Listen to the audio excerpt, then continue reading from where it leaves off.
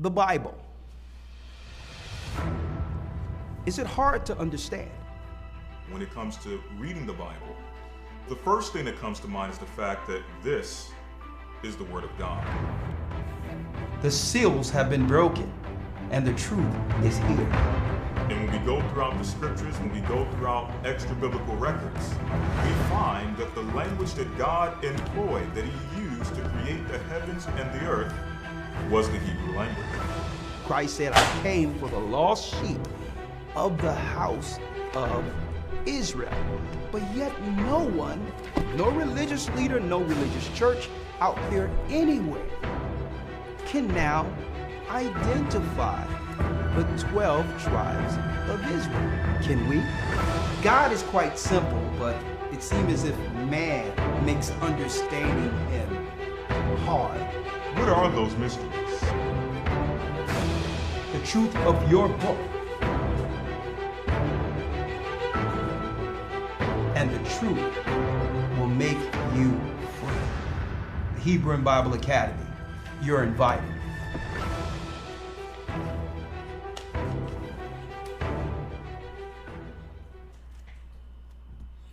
Shalom, shalom, shalom. Let's go.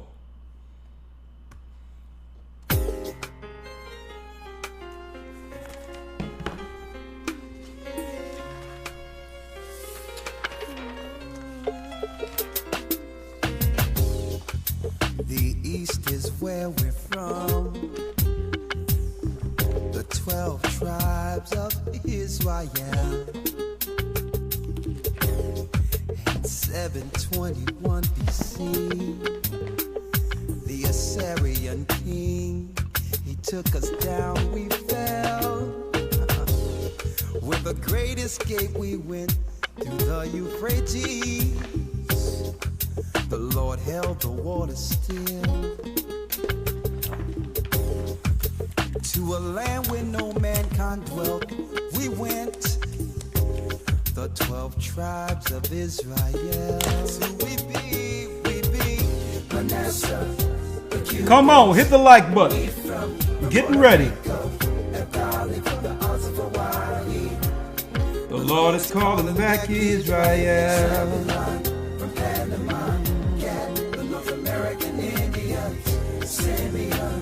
Come on in. Boy, do we have a broadcast for you. The Arabs and Africans told us At gunpoint. together our wives and children then sold us. In the belly of these great ships we traveled and fed. By the rivers of Babylon we Found our brothers here. Whoa. Reuben from Australia. Issachar, the Mexicans. AHAYAH's gathering Israel. Judah, the Negroes. Benjamin, the West Indians. Levi, the Haitians. AHAYAH's gathering Israel.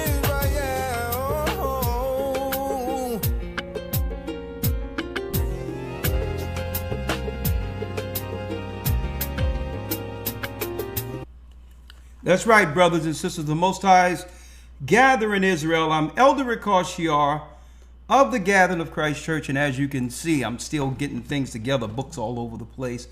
But before I dive in, let me just ask, how are all of you doing? Are you good out there? Are you feeling good? In the right spirit? Yes? You're good? Sound? Visual? Is everything okay here? Yes? Sound, visual, everything is good? Yes? I want to check because I had to hook up this stuff and deal with any technical issues. That's why I'm a little late. I apologize for the tardiness here. Okay, we good. All right. So before I bring in Elder Lawyer, first and foremost, let me say thank you all for being here. All praises be to the Most High. AHAYAH in the name of YASHAYA wa Rawak. I would like to thank him for another opportunity to come before you with our weekly broadcast, and we're going to jump right in, okay? A matter of fact, Matter of fact, this particular broadcast dovetails. It goes right into what we're going to deal with next week, week 2, tracing the serpent seed, identifying the ills of the world. Okay, gatekeepers, sorcerers, and witches. We're going to be talking about it this coming Sunday in our Hebrew and Bible Academy, tracing the serpent seed. Okay, the gatekeepers, sorcerers, and witches. And I wanted to make sure this broadcast, that's right, move right into where we'll be Sabbath, then Sunday. Okay, spiritual growth will be the whole emphasis of focus for this academy. So I'm gonna tell you, if you wasn't there for week 1, you missed a lot. A lot of new information came out. But if you do enroll, we'll make sure you get the first week, and you can jump right in week 2, right, with no issue. Okay, go to historytimes.org to enroll. You don't want to miss this academy. Spiritual growth is the focus. Now, speaking on that, let me jump in here real quick. Historytimes.org again, historytimes.org for the academy. Now, as you all know, there was an emergency announcement, okay, today on the majority of these so-called devices, be it laptops, cell phones, whatever the case is, right? And you had a lot of people out there, you know, touting what's going to happen from the conspiratorial side. Today, October 4th, 222, right? At 2:22, right? A lot of geomantra, a lot of different things was going on. And you know what? Something had me, you know, side eye this particular so-called event. And I'm going to tell you why. Right? Yeah, they turned, yeah, it's fine. I mean, of course, take precautions. And I'm going to show you how you can take precautions with some of the products we have in a moment. But I'm just saying. Usually when there's a real emergency, right? It's rare that we're actually warned, as far as I can see.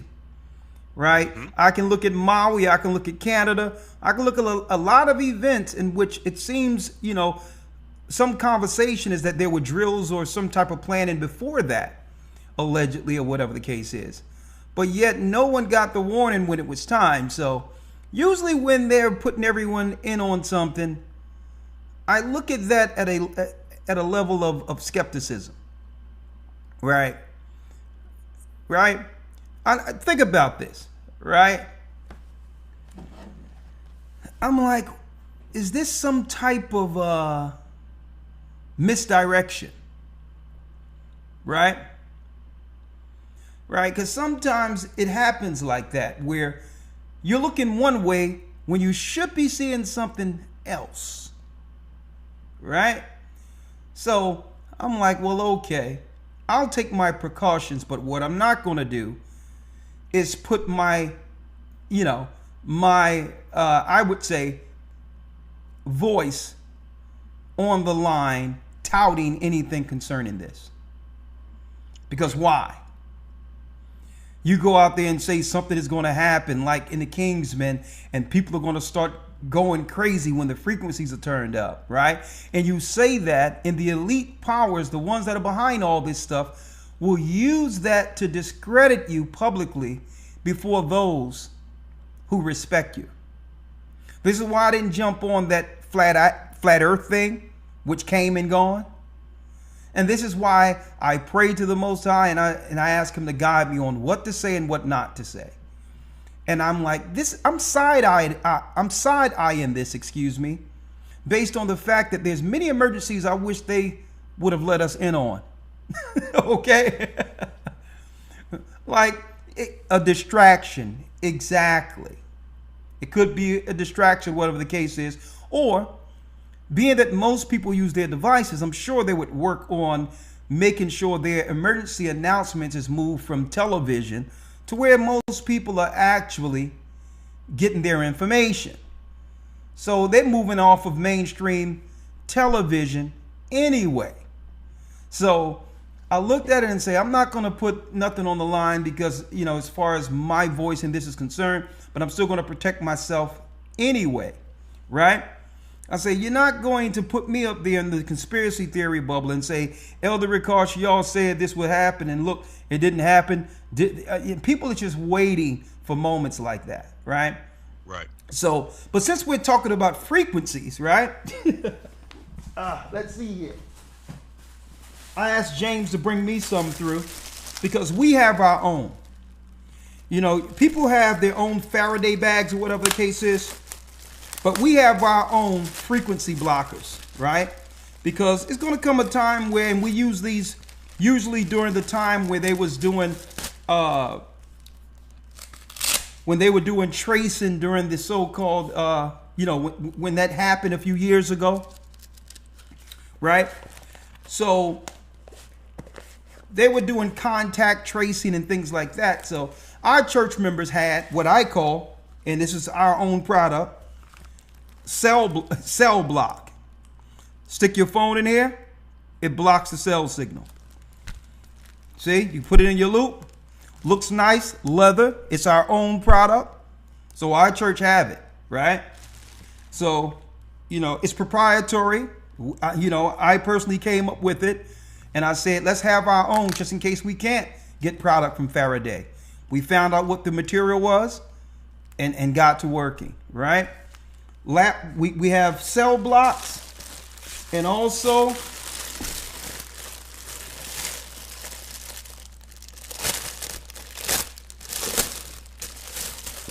when I say proprietary, excuse me, the name we utilize, cell block and lap locks. These are trademark names. These are names strictly that we came up with. Okay. Because bags, you know, bags are bags. But, and here it is, cell blocks.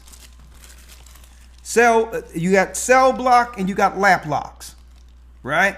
Leather, different colors. You throw your devices in, laptop, cell phone, boom, and guess what? You disappear, you know, as far as we know, right? But they work. They work, right? So let me put these to the side.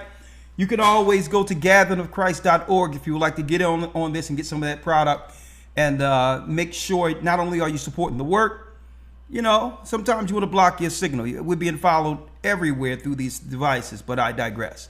Now, jumping right in, go to gatheringofchrist.org, look under merchandise, you will see it. Lap locks and what? Cell block. Okay. Now, jumping right in, since we're talking about frequencies, right? Frequencies and sending frequencies through the air. I say, yo, this is the perfect opportunity to break down what we need to talk about when it comes to frequencies, right? Overcoming Satan's frequency, 666 is our topic today. Okay. Oh, now some people might ask, well, what do you mean, Elder, overcoming Satan's frequency, 666? Well, he's the principality and power of the air, right? He used frequencies, right? Certain tones in the earth that actually gives off some level of vibration.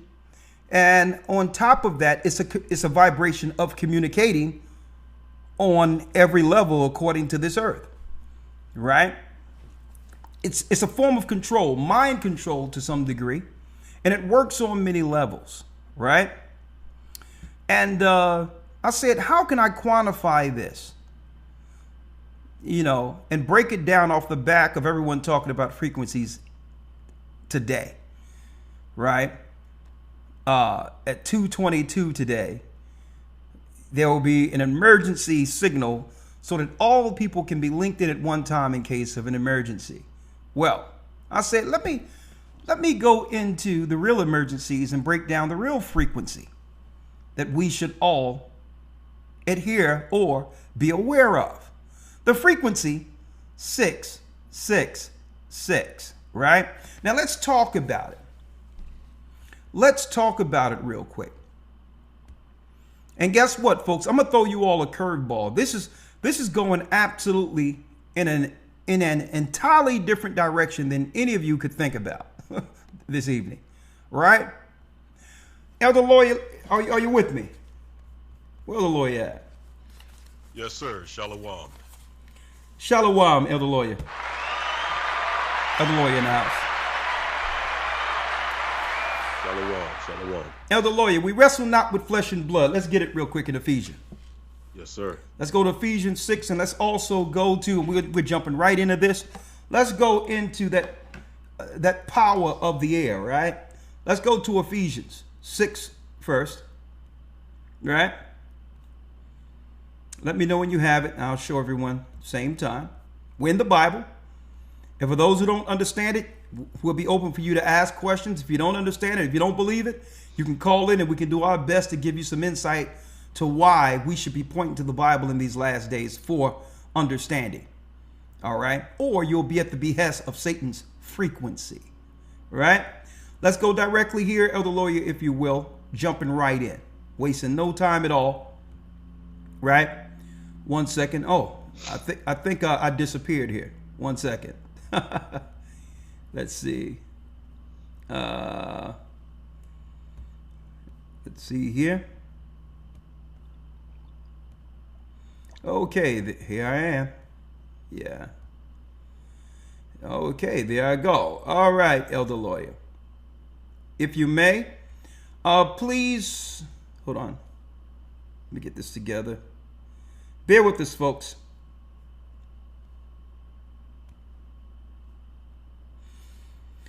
Bear with us.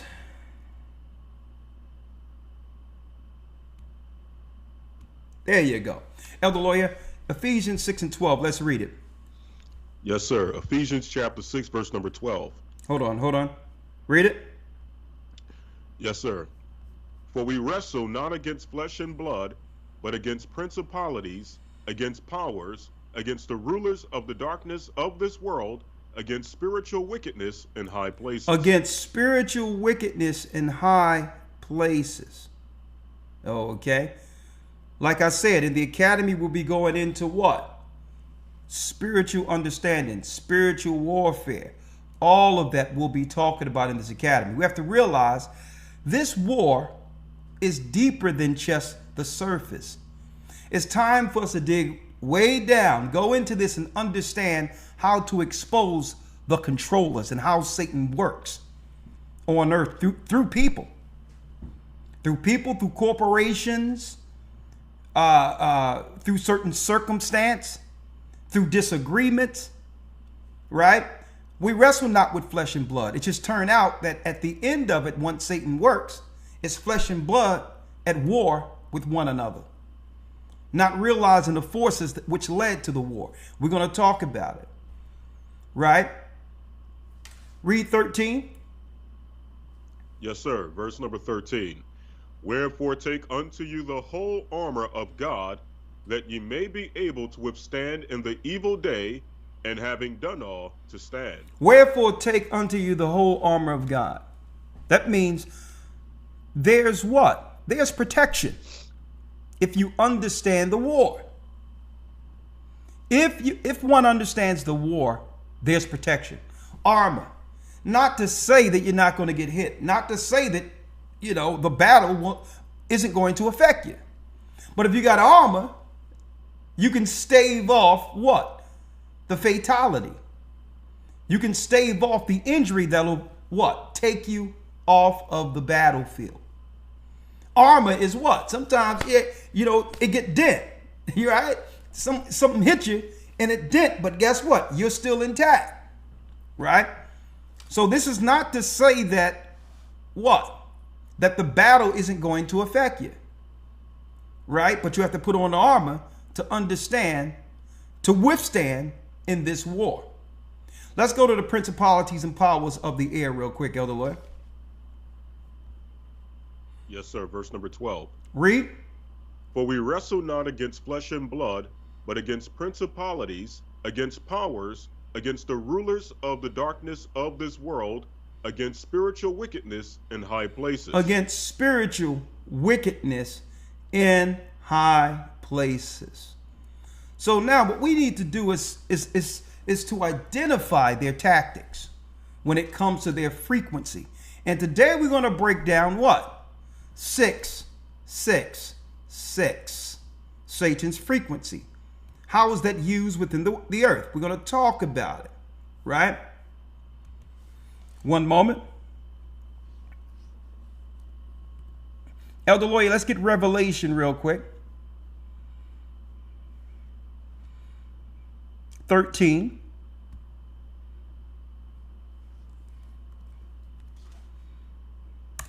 If you will.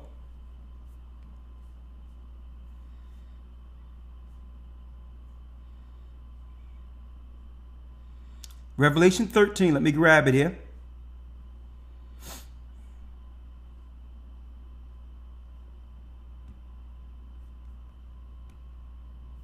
And before I get that, let me read this real quick, Elder Lawyer. How you doing? Hit the like button. We're jumping right in, right? It says in Ephesians, the 2nd chapter, the 1st verse. And you have he quickened, who were dead in trespasses and sins. Remember that. Because this is what gives us the power to overcome. Those who have recognized their sins, been baptized, and now know and understand how to battle against those forces which binds us, which places us under sin's subjection. Wherefore in times past, how did we walk? We walked according to the course of this world, according to the prince of the power of the air, frequency. The spirit that now worketh in who? The spirit that now worketh in the children of disobedience. So the children of disobedience, those who are subjected to sin, is under Satan's frequency. Right? Now, Elder Lawyer, jumping right, let's get straight to it. Right? We go into the beginning, we go into the end, Revelation. But really, we go into the end, but it's the beginning of breaking down this frequency this evening. It's going to shock a lot of you, brothers and sisters. Let's go straight to the book of Revelation, Elder. Yes, Revelation 13. You got some people out there using theorizing on what the mark of the beast is. Right? We're not here for the theories. People can think what they want. Right? But at the end of the day, folks, let me tell you, the majority of people who fell victim to the last world emergency probably are the same people who are going to take the mark of the beast. There's a great chance those same people who were tricked under Satan's frequencies before will fall for it again by not realizing what is the mark of the beast. Some people out there theorize and claim that the mark of the beast is a feeling. The mark of the beast is, some people say that it was the injections. And I told people, no, that's not what the mark of the beast is. Right? Some people claim that it's working for the government. Simple as the day is old. And they're too proud to learn. So the majority of people, if they've actually, and I pray that people live through what just happened, if they, receive the stuff. Right? I pray that people live through that. No one wants to see anyone harmed. But all in all, it's a mental thing. And those who fell prey to that will probably, if they live through that, take the mark of the beast. And I just pray that brothers and sisters stand firm, stand strong with the next test. Yet I digress. Let's go straight down to Revelations 13, Elder Lawyer. And I'm going straight to the end of this, the 18th verse. Here is wisdom. Yes, sir. Revelation chapter 13, verse number 18. Yes. Here is wisdom. Let him that hath understanding count the number of the beast. Count the number of the beast. Read. For it is the number of a man, and his number is 603 score and six. 603 score and six. 666. What exactly does that mean? The mark of a man. What man? And where have we seen 666? What man would be pushing Satan's frequency in the earth as a form of control? Keeping what? Don't forget, folks, Satan control those who are the children or under the spirit of disobedience. That means these are people who revel in rebellion against God's law. Right? Now, let's talk about it real quick, right? We're not wasting no time. No dead air tonight, right? Okay. Let me first here extend this a little bit. No dead air here. We're going to jump right in. All right. No messing around tonight. Right? Elder Lawyer, last week I talked about this is wild. I discussed how when I was a young man growing up in UPK and asked one of my respected teachers, how can I grow, I would say, quick in the spirit to get to the degree they are to be able to teach and help the Most High's people, only to be responded with, well, first and foremost, I should find a six-pointed star or draw some six-pointed stars and put it in the four corners of my home. Right?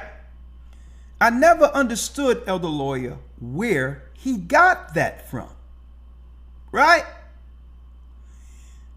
Elder Lawyer, you know, it's deep because when you begin to speak and think on things, the Most High brings resolve or answers. Out of nowhere, that came to thought in the midst of my conversation last week on the broadcast. I had no idea when I spoke that the Most High would give me an answer to where he got that from. Right? Now, Elder Lawyer, I'll tell you, as well as everyone else, when I broadcast or when I go into the news and give my spontaneous observations or commentary or analysis, I rarely, if ever, discuss what the topic is going to be on the Wednesday broadcast to Elder Lawyer or Sabbath. Right. Lawyer tell you that.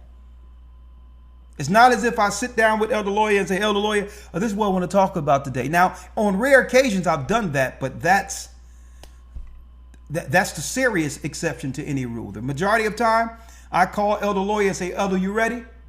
And we be lockstep in the spirit. It's some places I'll go, he'll already have the scriptures. So I haven't talked to Elder Lawyer about this at all. But to show you how the spirit works, I was talking about how as a young man, you know, re-emphasizing my story real quick, that I went and said, how can I grow to the level to be able to teach these scriptures like you all to help our people? And a brother said, first of all, you probably need to get a six-pointed star and put it on each side in the inside of your house. And I said, what? Now, thank the Most High, I've never done that, understanding what that was. But it wasn't until I opened up a book, Elder Lawyer. Like, I'm going into what? I'm going into spiritual focus on how to war against warlocks, sorcerers, and all that who control the world, who are actually gatekeepers for Satan. So I'm going into Christ and how Christ was able to ward off these spirits, call out these spirits, and heal those who are controlled by them using the word. right? So, Elder Lawyer, I'm looking through my library, right? I got books over this side, right?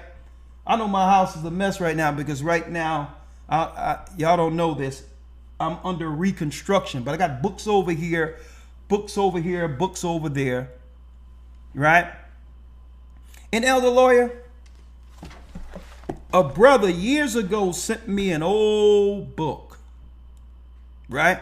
It was a brother that was a Freemason and converted.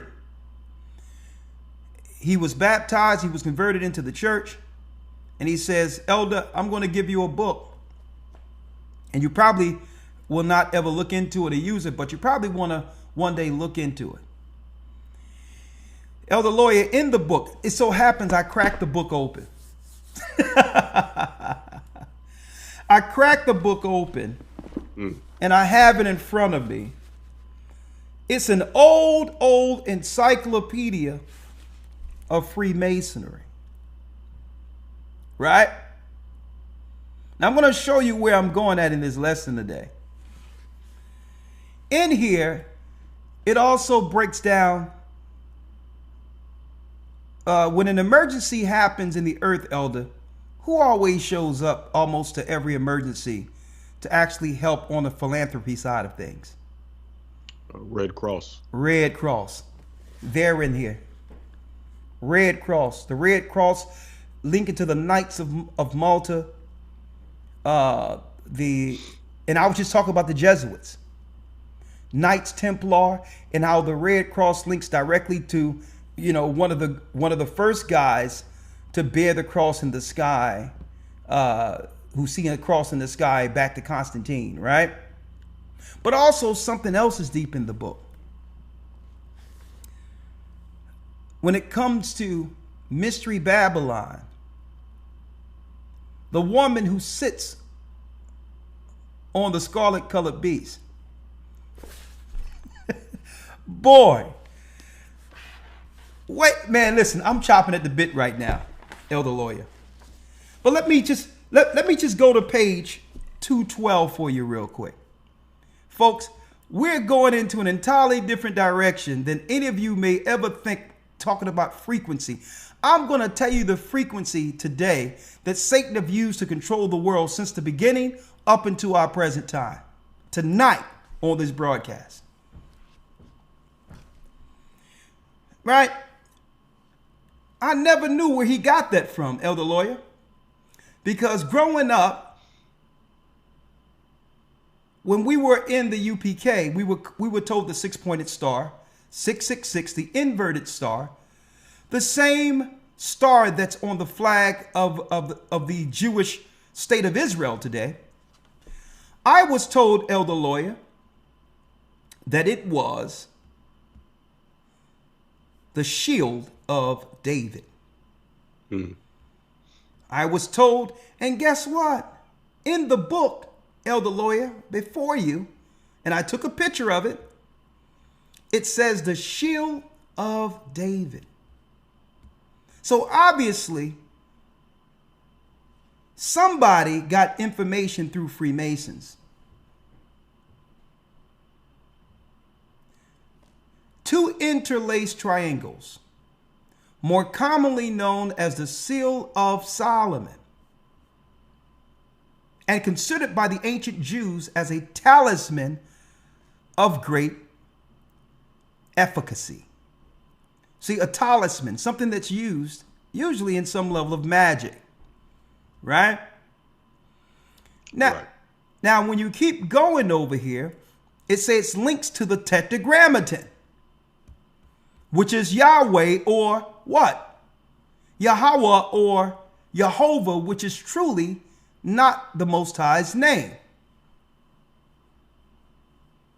It's the name of the fallen God. Then it goes over here, Elder Lawyer. Look what we have here. Name of the letters for any of the most usual form of the shield of David. The 6-pointed inverted star. But there's other history outside of this that we've gone into, linking this to what? Moloch's child sacrifice. Right? Now, folks, hit the like button because we're about to go in. Right? And I'm looking at this. Man, they call this the shield of David. But then when you look at it, it's really the what? It links directly to the star of Moloch, which no wonder links also in certain, I would say, Druid and satanic Chaldean circles to the star of Moloch, which is child sacrifice. And we're hearing a lot about sex trafficking, children going missing, a lot of, unscrupulous activity going on between adults and children today. We're going to talk about the frequency 666 and understand this links to the mark of a man that controls what? The children of disobedience. Right? Now, Elder Lawyer, are we going in? Are we going in today, Elder Lawyer? Right? Elder Lawyer, I need you to go to Solomon real quick. Let's see what took down Solomon. Real quick. We're going straight to Solomon. Right? Let me know when you're there, Elder Lawyer. Yes, sir, I'm here. 1 Kings 11. 1 Kings 11. I know Elder Lawyer's wondering, okay, I'm on a ride here with you, Elder, so it's okay. I don't know where this is going. Let's see. Right? All right. 1 Kings 11. Go ahead. Let's go down. Let's start at the first verse. Yes, sir. 1 Kings 11:1. Yep. But King Solomon loved many strange women, together with the daughter of Pharaoh. Hold up. He loved what? Many strange women. Remember this. Right? Put a finger on this page. Put a what? Put an asterisk. Not a seal of David. Put an asterisk next to many strange women. Right? Read. Together with the daughter of Pharaoh, women of the Moabites, Ammonites, Edomites, Zidonians, and Hittites. Read on. Of the nations concerning which the Lord said unto the children of Israel, Ye shall not go into them, neither shall they come in unto you, for surely they will turn away your heart after their gods. Solomon clave unto these in love. Solomon clave after these women in love. When the Most High God of Israel warned him over and over and over and over again. Now we're dealing with the frequency of 666 here. The talisman. Solomon started doing what? He started operating and setting up temples to Moloch, which led to even our children being sacrificed or given to the priesthood. Huh? Listen to what we're telling you here.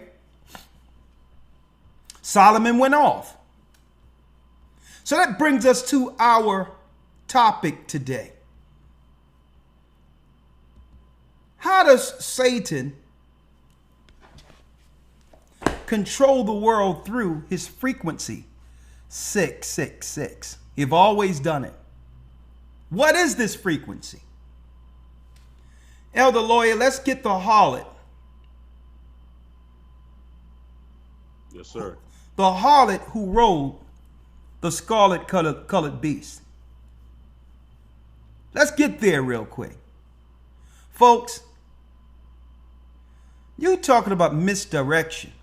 You talking about taking something lightly, looking in the wrong place.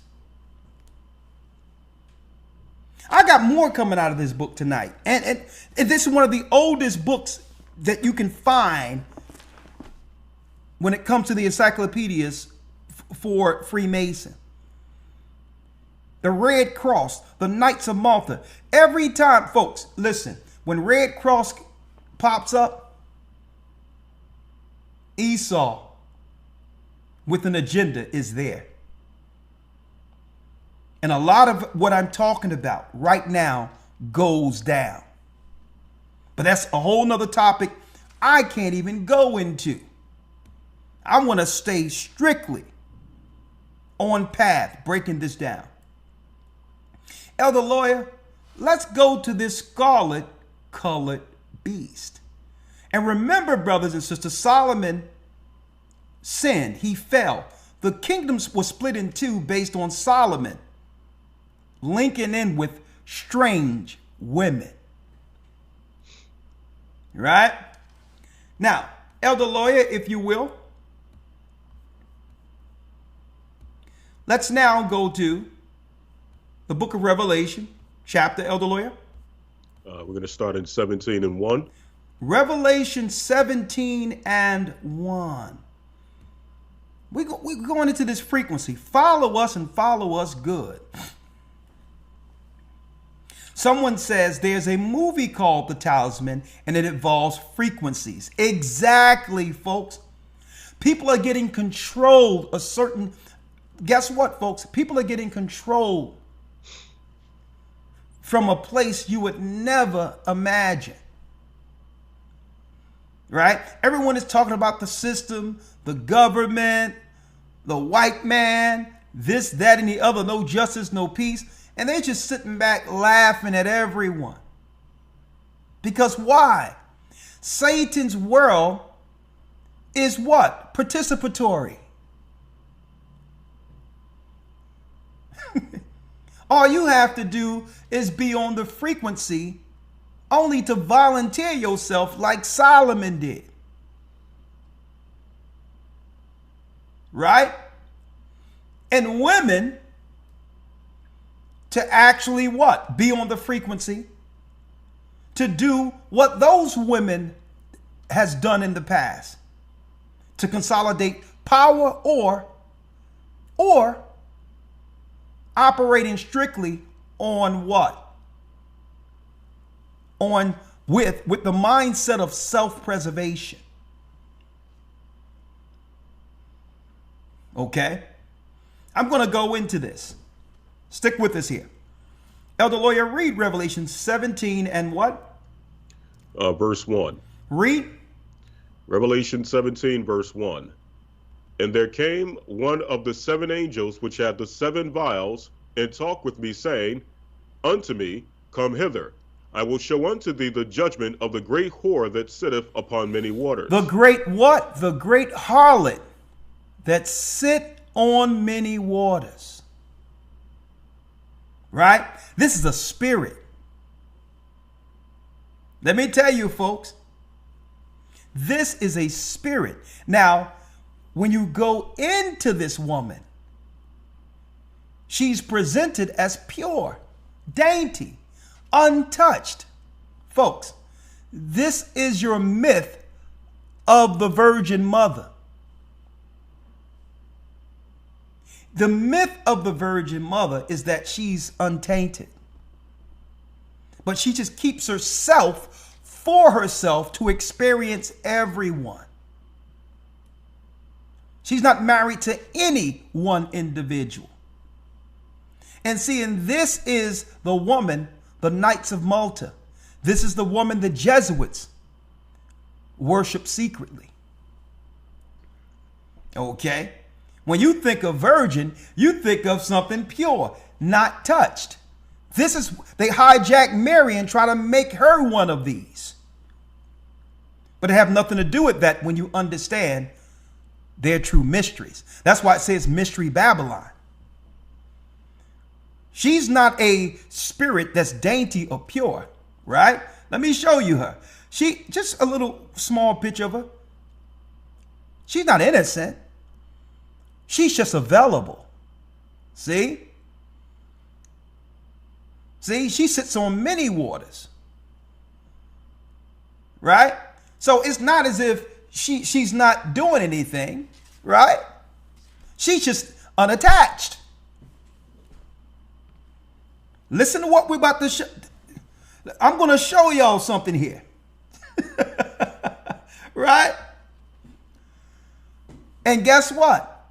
That's the woman all women who are in rebellion follows. That's the woman that all women who are in rebellion follows. That spirit that sits on many waters.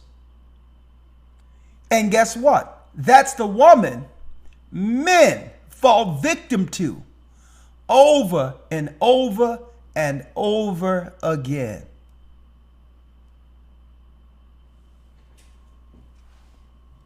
Finish reading.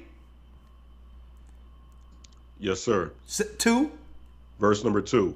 With whom the kings of the earth have committed fornication, and the inhabitants of the earth have been made drunk with the wine of her fornication. Read. So he carried me away in the spirit into the wilderness, and I saw a woman sit upon a scarlet-colored beast. Now, Elder Lawyer, I said scarlet. I wanted to go scarlet and show that she sits on a scarlet-colored beast, red. Red is the color of the Knights Templar, the Knight's Cross. It breaks it down under the Rosicrucians and Red Cross in this very book here. Red Cross is an ancient order. Every time something happens and their names show up, that's right. Satan's plan have moved to the next level of the agenda. And I don't care. You can send all the money you want. If it doesn't come through them, guess what? They're the distributors. They're the workers. They're the gatekeepers. A scarlet colored beast. Red. Red. That's right. Esau. Esau. So he carried me away in the spirit of the wilderness, and I saw a woman sit upon a red-colored beast. Filled with what, Elder? Now, yes, sir. Yeah. Filled or full of names of blasphemy. Blasphemy, read. Having 7 heads and 10 horns. Having 7 heads and 10 horns. Okay. Now, this is linking to a spirit. Right? But really, it also goes into the Roman Empire and the 10 horns attached to the Roman Empire. That would bring what? It's evil, satanic agenda to absorb the whole world under its order. But it cannot do this, that's right, without that woman sitting on that beast. It's an ideology, folks. It's an ideology. Guess what? Folks, for brothers and sisters who are listening today, this is going to be, for all of us, a groundbreaking experience. Because we're going to give examples of it. Because I'll tell you this. Look who's sitting on the beast. Right? So understand, folks. Understand, folks, that she's the front woman for the spirit. But she'll always come off as the virgin, the innocent one. Right? She'll always come off as the innocent one. While everyone else, what? While everyone else sink. Well, if she's doing it, it can't be that bad. Well, it's not just us. She's doing it too. Right? Don't forget, it was an Edomite woman also that was a part of the women who took down Solomon. Right? Because why? You know how the movie portrayed and all that, principality, power of the air, they use frequencies, how she's always a damsel in distress, the innocent, and on every narrative, doesn't matter who it is, what man it is, what color man it is, you must save the damsel. So the programming out there is innocent, virgin, right? Who's valued enough to be saved above all people, above all women. Well, suppose she's the one who's teaching all women.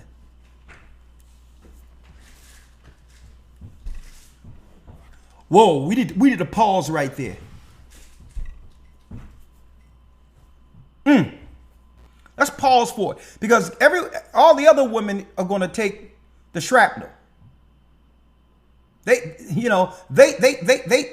take all of the destruction that comes from the ideology of the woman.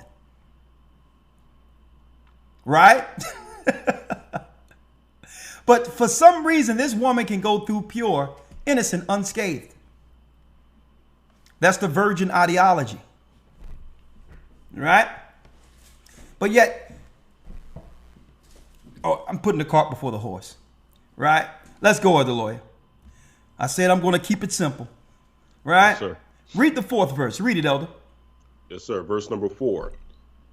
And the woman was arrayed in purple and scarlet color, and decked with gold and precious stones and pearls, having a golden cup in her hand, full of abominations and filthiness of her fornication. And filthiness of her fornication. You want to talk about a process, an ideology that can bring everyone down to Satan's frequency, to be controlled as the children of disobedience.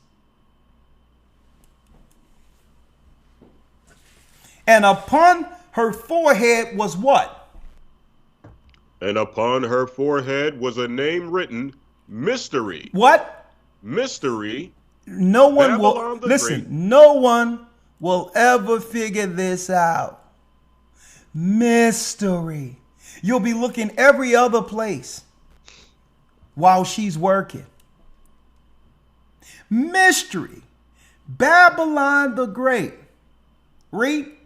The mother of harlots. The mother of harlots, which means it's an ideology that teaches and excuses the spirit of harlotry. As what? As a social weapon for social engineering. This is how you can control a country. This is how you can control its people. I'm going to show you. The mother of harlots. That means what? You must make promiscuity a norm. Man, wait till you see what I have, Elder Lawyer. And the mother of harlots and abominations of the earth, people are drunk.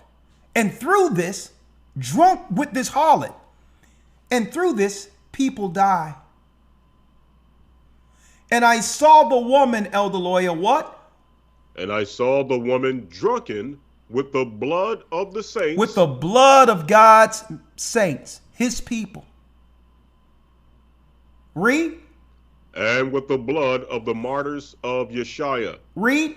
And when I saw her, I wondered with great admiration. And when I saw her, I wondered with great admiration. Fair use. Fair use. I want to show y'all something, folks. Because when the spirit frequency of the beast appears, it's not her shown as the culprit that teaches other women to follow suit. Fair use. And I need y'all to hear this clearly. Work with me. Sukiana, fair use. And guess what? I'm not here to come down on this sister. Brothers and sisters, she's a victim. She's a victim. It's systematic. Listen to what I'm showing you.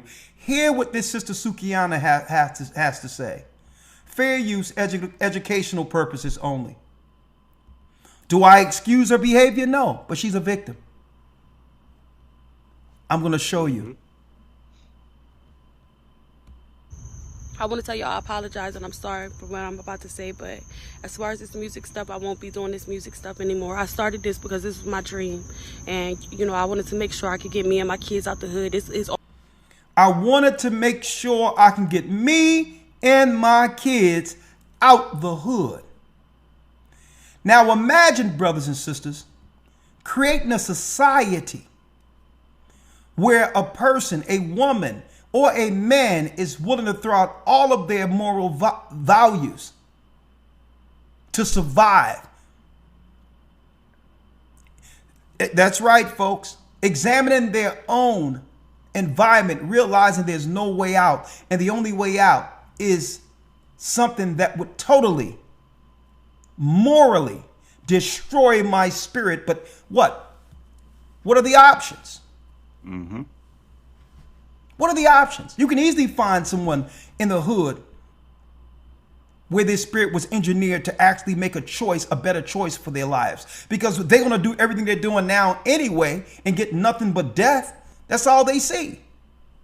So if I got a choice, if she's feeling, if I have a choice to do this and die doing it, or die in it making money and have an opportunity for my children to have a better way, why not follow the frequency? What frequency? Fair use. I'm going to play it all the way through. I want to tell y'all I apologize and I'm sorry for what I'm about to say, but as far as this music stuff, I won't be doing this music stuff anymore. I started this because this was my dream, and you know, I wanted to make sure I could get me and my kids out the hood. It's always been my passion to rap. A while ago, I had signed a contract and I didn't know nothing about the business or this game out here. And just right now, I'm realizing that I signed my soul. I sold my soul to the devil. I signed myself to the devil. I don't even own myself no more. I sold my soul to the motherfucking devil, and I done prayed. I prayed and I prayed and I prayed. You know, and it's just like, I don't know if God can get me out of this, you know, and it's just like to the point where I don't even know, like I just want to say I'm sorry to my fans. I know y'all love me. I know y'all believe in me, but I can't. I didn't know what I was doing back then, and I lost passion. I don't even believe that. I don't even believe in myself no more because of what I did. I did not know the game was like this. And I'm just ready to go back to school. I'm just ready to move away and go to school. I just want to tell everybody I'm sorry. And you know, I won't be making any more music until I'm out of this contract. And who knows if that'll ever happen. Like, who knows if that can ever happen. I don't know. I done prayed and I prayed and I prayed. I don't even know if God can hear me at this point. But I just made the biggest mistake that I ever made. And I just hope, you know, if you're an artist, make sure you have an attorney to read over your contract, and don't let the person that you signed it to pick the attorney. Don't let them pay for the attorney either. Attorney? I mean, the attorney working for them. But I just lost my passion for this, and I'm just gonna go back to. There's so many things I want to unpack, and I may need to do a whole broadcast or a Patreon of the lawyer strictly on this video alone, right? Because I've been in situations where, hey, your music is doing good, or you're about to sign. Hey, let's go meet the rabbi. But I'll leave that for another conversation, right? But a few things stood out here, right? A few things. Let's go back here just a little bit, Elder Lawyer. It is, you know, and one thing that stood out before, I'm gonna let that go because it upsets me even looking at it, right? One thing she says is what? I just want to go to school. Now that's one thing, that's something that probably a lot of us didn't understand or didn't know, Elder Lawyer, is that a lot of sisters go to school to escape. Mm-hmm. Right? Because what other alternatives are there, you know, in the areas they come from? Based on what they socially engineered, the ideology that I'm talking about, that I'm going to show you. So they go to school to escape, to find a better, you know, to find a better way from the debauchery, the hell that they've grown accustomed to, that they have grown to a degree and to realize, I must run away from this. I'm a drown in this. I'm a die in this. And a lot of sisters go to school as not just a form of accomplishment to make money, but to escape their current environment, even if it's for a few hours or a few days or a few years. But pride won't allow brothers and sisters to admit, okay, it's not about the celebratory side of me getting an education. I want out. And that's a key element that we as men have to look at and say, okay, what are they running from? What are they running from? Right? Now, speaking of this frequency, here it is, Elder Lawyer. In the book, Elder Lawyer, Fair Use, Sukiana, she's a rapper, and I don't suggest anyone go and consume any of her material. She's probably talented, but what she've compromised herself to do is you know, it's less than low. Okay, it's less than low. Encyclopedia of Freemasonry, one of the oldest books. The pages are almost, look at the pages. They're not even together. This book is so old, folks. Elder Lawyer, frequency 666. In the book, Freemasonry, there's Satan or Father Time preparing a maiden, a virgin. Right? Right? Now she's innocent, but he's prepping her for a specific purpose.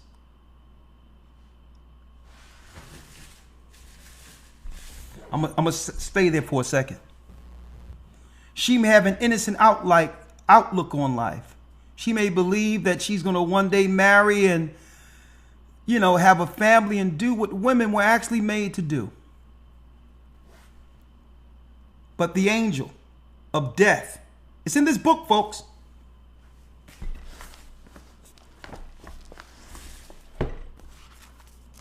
Page 570.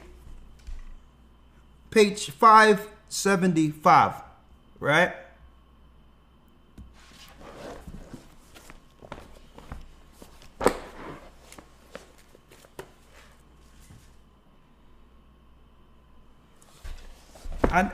Elder Lawyer, I didn't even pick up the book until a few days ago, really. And I couldn't put it down because it connects so many dots to what we see today in the earth and the agendas these gatekeepers are actually pushing. To be able to break down the mystery Babylon. Listen to this clearly. Listen to what I'm showing you here. She's getting prepped. She had aspirations. She wanted different than the rest of the women or the rest of the girls who didn't get an opportunity to do what most women desire to do, is to have a husband, family, take care of the house, raise the children. But yeah, there's another plan. What's the plan? At the end of time, of the lawyer. Now here's an artist's rendition of the same thing, of what she becomes.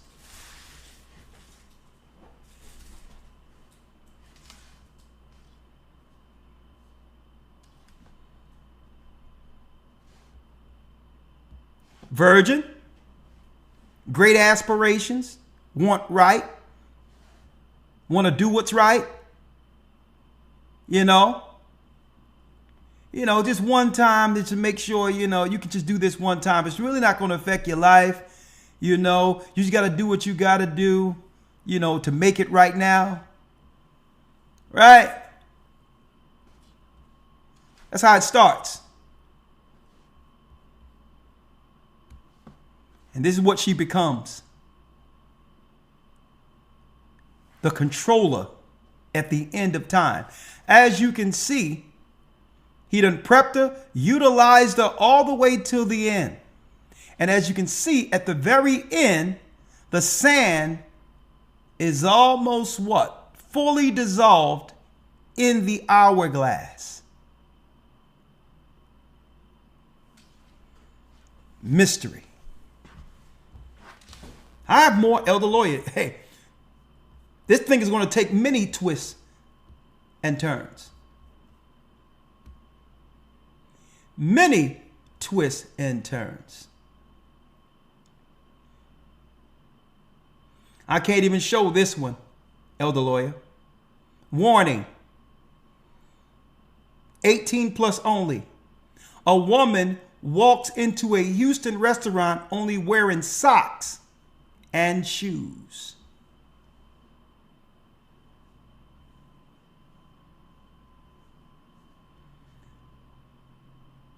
She's a victim.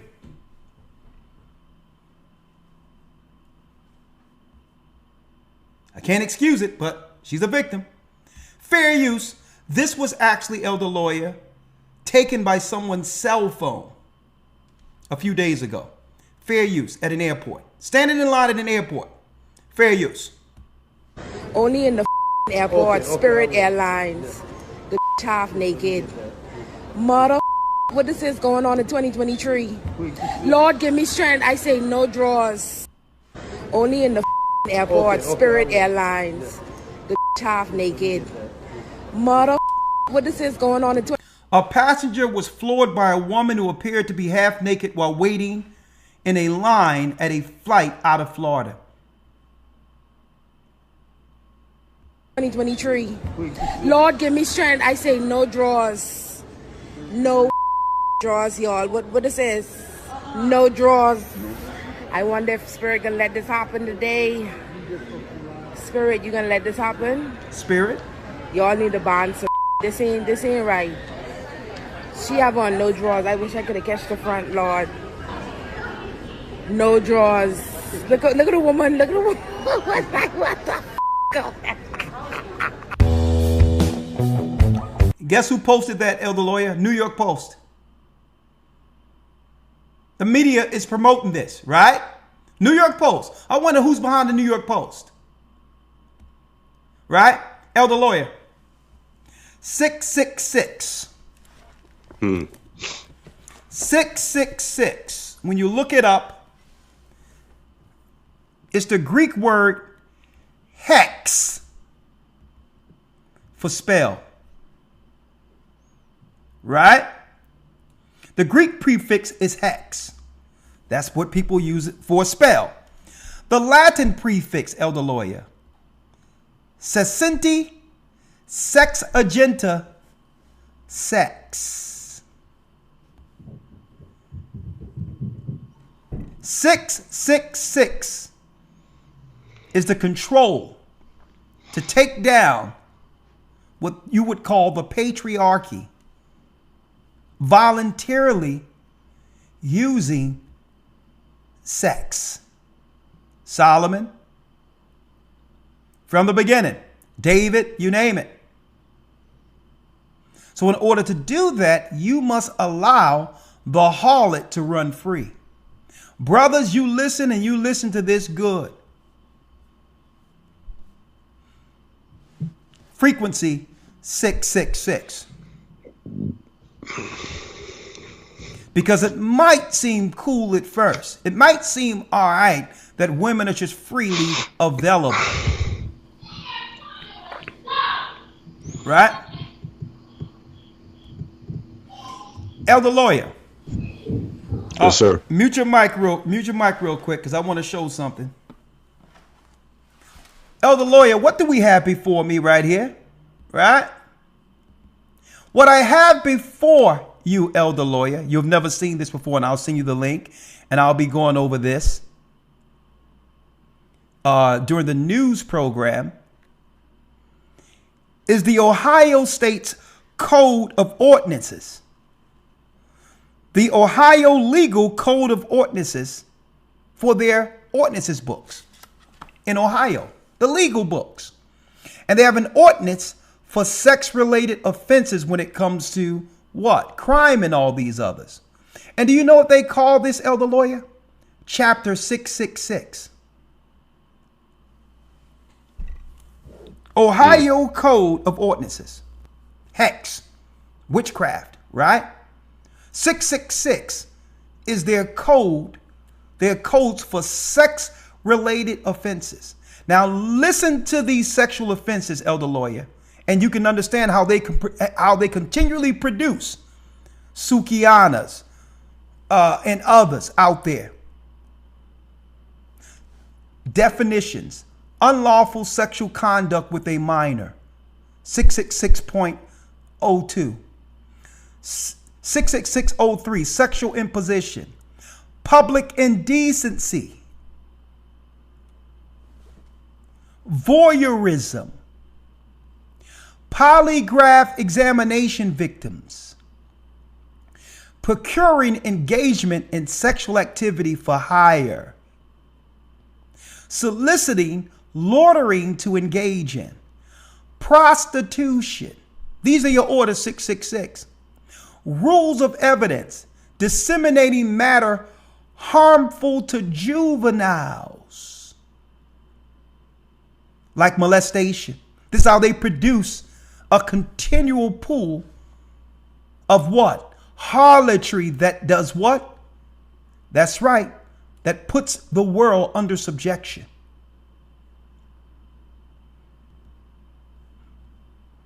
That puts you under the children of disobedience so that you can be controlled by the frequency. Disseminating matters harmful to juveniles. Displaying matter harmful to juveniles. Deception to obtain matter harmful to juveniles. Right? When you go all the way down, unlawful advertising of massage. Non-consensual dissemination of private sexual images. On and on and on. Sentencing for sexually oriented offenses, sexual predators, registration. All of these sexual ordinances are what? Sexual conduct. 666. That's Satan's what? That's his secret sauce. That's what he used. Because you can get through anything, any society, win any war by using his secret weapon.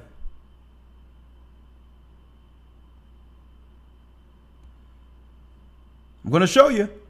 It's in the book. Prepare the young maiden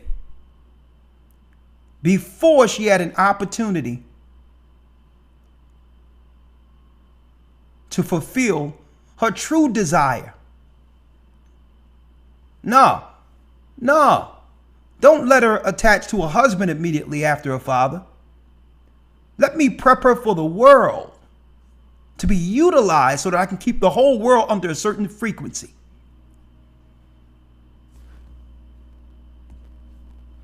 And then she'll become my weapon.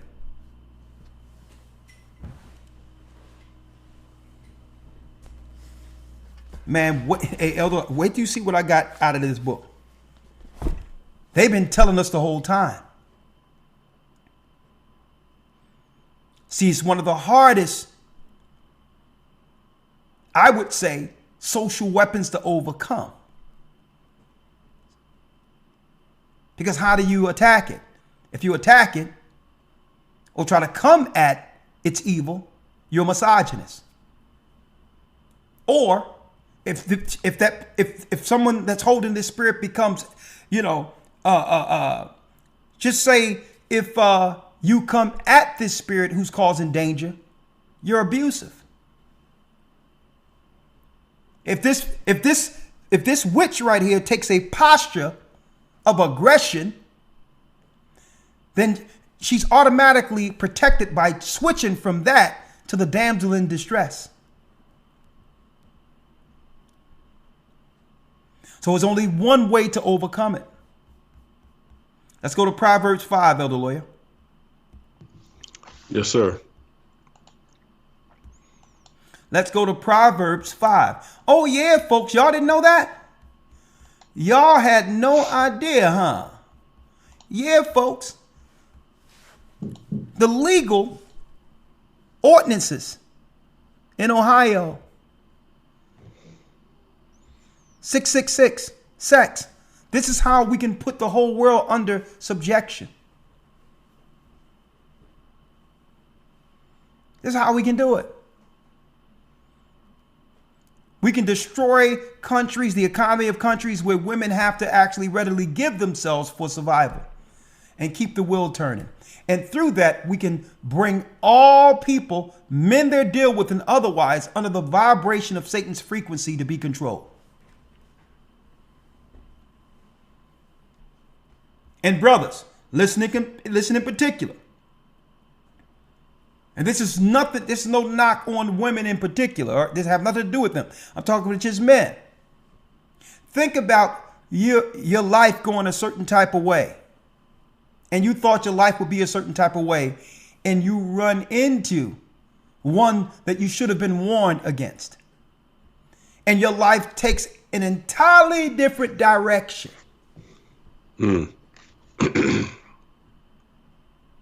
Right? The good girl that you should have been with takes what? Takes patience. Right? She's not ready available like that. Right? It takes some level of morality and commitment. But the easy woman is easy. And you take what? The role of less resistance. And what happens? Your life is turned into total Hades. You look at your life later and said, well, hold up. You can't even point to where you began to veer off. Because the last place you're going to look, because we're taught to never blame women for anything. But you know what? It's not her fault. The Most High, you don't hear about the curses that came down on the women who caused Solomon to fall. You hear about Solomon's curses. So what brothers have to do is to do what? We're going to show you. You have to up your standard. You have to up your standard, and you must have a standard of morality according to the Almighty. Because it's easy. You can jump into a DM right now. Or a DM there, or DM there, whatever the case is. But folks, what they're not telling you is how that lowers our connection. Okay? It darkens that connection the Most High has with us and communicating with us regularly through the Holy Spirit. Because Satan is going to always produce this. He created third world countries so that girls, young girls, no sooner as they begin to sprout, it's in their culture to go out on the strip somewhere and begin to make money for the family. This is the system Satan created, where women, and guess what? Women don't want to do it, but they can excuse themselves if they can say, what? I'm not the only one doing it. Right? As long as the groundwork is laid where there's no shame attached to the action. So if you get the majority of society in agreement with it, right? And I'm going to show you how dangerous this is. The harlot, sex. Because what happens is the government says, well, okay, we'll take care of the woman because the child becomes a sacrifice to the system. This is an organized priesthood. That child by default is going to fall under the priesthood of Moloch. And that's where your six-pointed star comes in at. Right? That's where your six-pointed star. Because why? The gatekeepers, the gatekeepers already have the system in place for children who are out there as orphans. That's not the definition they're giving you, folks, but that's the true definition of a family, of a household without a mother and father together. A whole society of orphans. And Babylon understand how to, don't forget, orphans are what they targeted for MK Ultra. So in order to do that, you separate the man, do what? Give housing and provisions for the woman so that the children can grow up as orphans. And 9 times out of 10, these women are what? They're assailed. They sleeping at night, family members, uncles, cousins, the mother's new boyfriend, and all those things are kept quiet. But then that creates a whole new girl outside of what the Most High intended. And they keep it quiet for a long period. But guess what? That's the plan. Then the boys get touched. And they become a part of the Moloch sacrifice. And now, as time grows, they become a whole constituency of what? You got it. Abused children who are now adults. Utilized by the gatekeepers to bring forth Satan's agenda. Mystery. The harlot who sit on many waters. They grow up, they get educated, and now they're under the frequency of Satan to do what? To bring forth Satan's will as his taskmasters.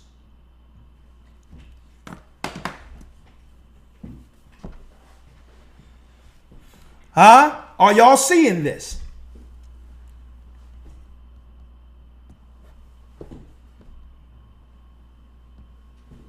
Elder Lawyer, let's get Proverbs 5. Yes, sir. The book of Proverbs, chapter 5, verse number 1. Answer. How do we answer? We answer with wisdom. Because mystery isn't just an empire or a government, folks. This harlot comes with an ideology that targets women, girls. And by doing so, there's a systematic level of degradation from one generation to the next. Satan used to put the whole earth under subjection.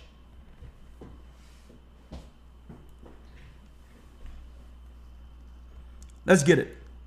Yes, sir. Proverbs. Yes, sir. Proverbs 5 and 1. My son. Hold on. Let me grab it with you, Elder Lawyer.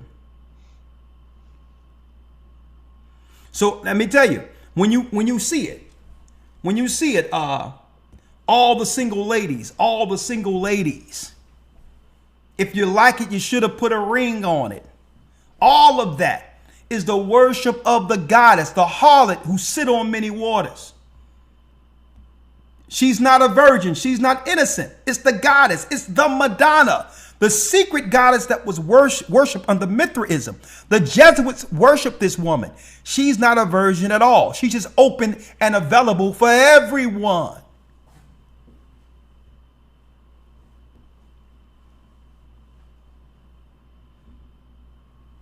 Understand that it's an ideology that Satan used to control, to put everyone under his vibration. And then they're brazen with it. They're out there giving what? Legal codes of 666 that's linked to what? Sexual impropriety and sexual predatism. To let you know, that's what the 666 is, sex. A hex for sex. And by doing that, it puts the majority of the earth on a vibration where you're off the path of the Most High and you're being moved into an entirely different direction outside of what you thought your life would be. And guess what? That's not just for men. That happens with women too. Right? Women go deal and thought their life was going to be one way, and next thing you know, their life have spiraled into total chaos because there was no proper order according to the Almighty.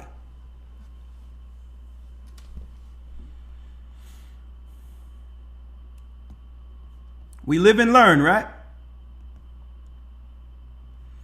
Proverbs 5:1, Elder Lawyer. Let's read it. Yes, sir. Proverbs 5:1. My son, attend unto wisdom, and bow thine ear to my understanding. Read. That thou mayest regard discretion, and that thy lips may keep knowledge. That thy lip must keep what? Knowledge. Read. Your sound went out, Elder Lawyer. Yes, sir. Verse 3. For the lips of a strange woman drop as an honeycomb. Hold up. The lips of a what? Of a strange woman drop as a honeycomb. For the lips of a strange woman. What took Solomon down? Strange women. Drop as an honeycomb. Read. And her mouth is smoother than oil. And her mouth is smoother than oil. Read. But her end is bitter as wormwood, sharp as a two-edged sword. Her feet go down to death. Her steps take hold on hell. Her steps take hold on what, Elder Lawyer? On hell. Her steps take hold on hell. Satan prop her up and all of that. Elder Lawyer, I was checking out what's going on in some of the areas my people grew up in Philadelphia, man. And it's painful to see. What's painful to see? I looked around, you know, because I like to give an observation, an outside observation looking in, as how the Most High and the angels and how the heavens see earth, right? You want to look from the outside of it to actually take it in, right? And understand what you're seeing. And brother, it was painful. And I looked around. Every woman has sought to have the same image. And I'm just checking out the girls and everybody walking and what, and I'm like, there's no individuality. Everyone has taken on the same image. And it's not just the women who have taken on the image. The men who've always wanted to be women has taken on that image. And they don't even know. They think they're individual. They think they're different than everyone else. And if you talk to them, they'll say, you know, if even you conversate, you hear them talk, well, I'm not like everyone else. But looking at it from the outside, you're looking at all of these people, they're the same people. When I grew up, there was some type of individual spirit that made every person special or different. A distinguished spirit for every individual.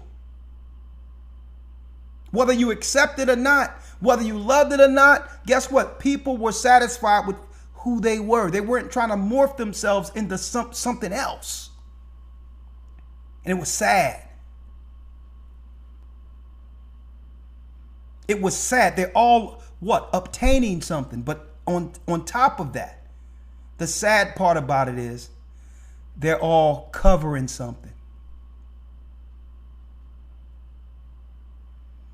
Of course, we're too proud to say some of the actions and some of the things we've experienced growing up. But their individualism is gone and is being covered by something. But no one have quantified what it is. Satan have engineered a system to break up families so that what? The majority of people that are producing the earth now are victims. Okay? They're going through much pain, abuse, all of this, and it's systematic, and they're willing to pay to keep pumping out generations of people like this.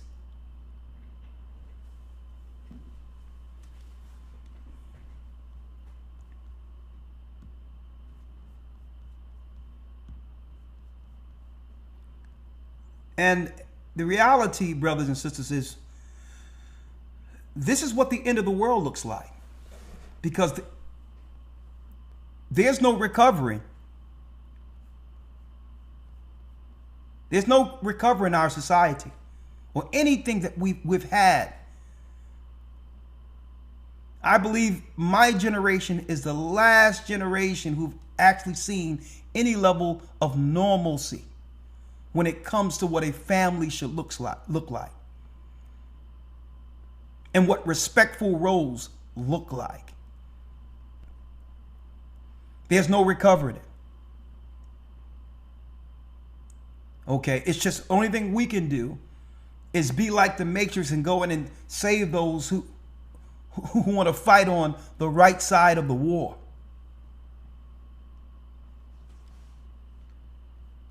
Let's read it, Elder Lawyer.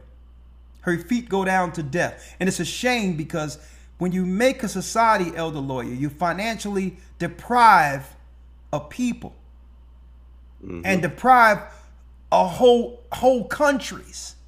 And then what? The option you give is, well, once you are at the age of 18, once you are an adult, you can immediately change your circumstances financially by joining OnlyFans. What girl who's depraved and have gone through all this crap growing up isn't going to take an opportunity for a money grab?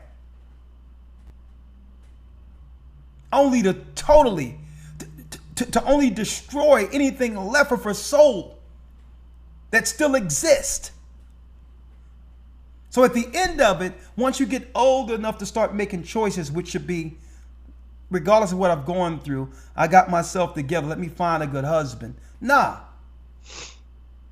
If the option is there where you can make 100,000 sitting in your room showing your feet, and you've been showing more than that, you know, you shouldn't have been doing it, sending pictures back and forth to your little boyfriends, then you start, you know, excusing the behavior by saying, well, I've sent pictures before, people have seen me before, and now what?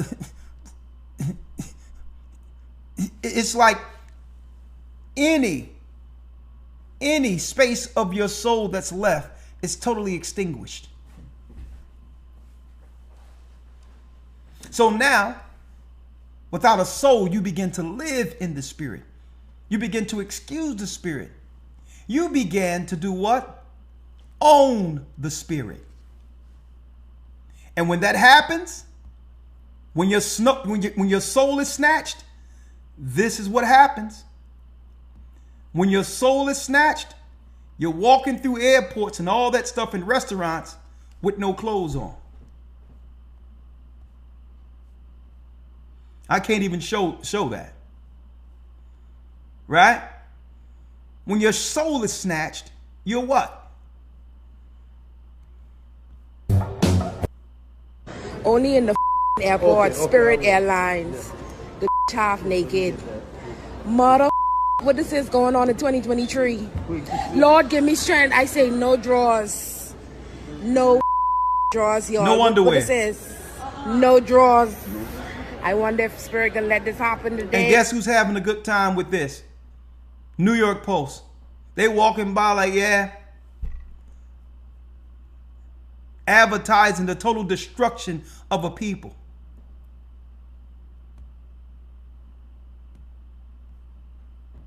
Not showing you that this was what? This is a plan. Folks, this comes directly out of the book.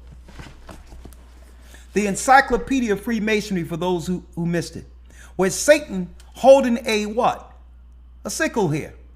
Father Time, preparing a maiden to get married to the world.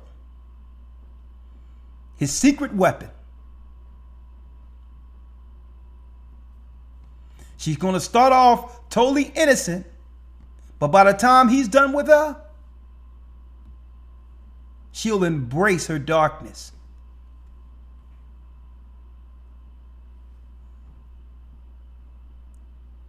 The secret weapon.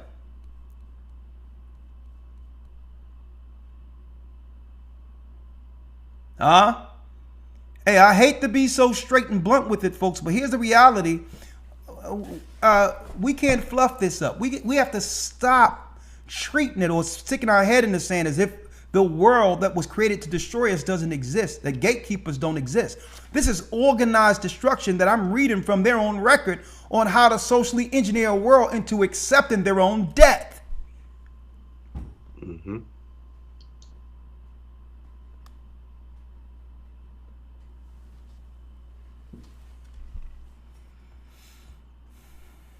Let's read the 5th verse. Yes, sir. Verse 5.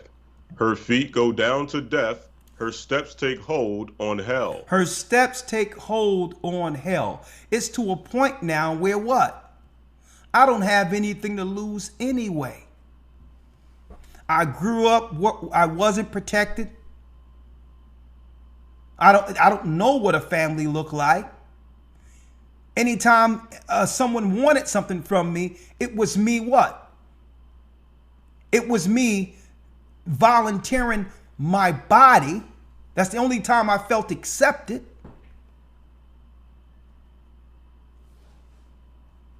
So now they begin to embrace it. And stuff like this happens. Fair use. I want to tell y'all I apologize and I'm sorry for what I'm about to say, but as far as this music stuff, I won't be doing this music stuff anymore. I started this because this was my dream. And, you know, I wanted to make sure I could get me and my kids out the hood. It's always been my passion to rap. A while ago, I had signed a contract and I didn't know nothing about the business or this game out here. And just right now, I'm realizing that I signed my soul. I sold my soul to the devil. I signed myself to the devil. I don't even own myself no more. I sold my soul to the motherfucking devil, and I done prayed. I prayed and I prayed and I prayed. You know, it's just like, I don't know if God can get me out of this, you know, and it's just like to the point where I don't even know, like I can't. I just want to say I'm sorry to my fans. I know y'all love me. I know y'all believe in me, but I can't. I didn't know what I was doing back then, and I lost passion. I don't even believe that. I don't even believe in myself no more because of what I did. I did not know the game was like this. And I'm just ready to go back to school. I'm just ready to move away and go to school. I just want to tell everybody I'm sorry. And what's deep about this, brothers and sisters, here's the reality.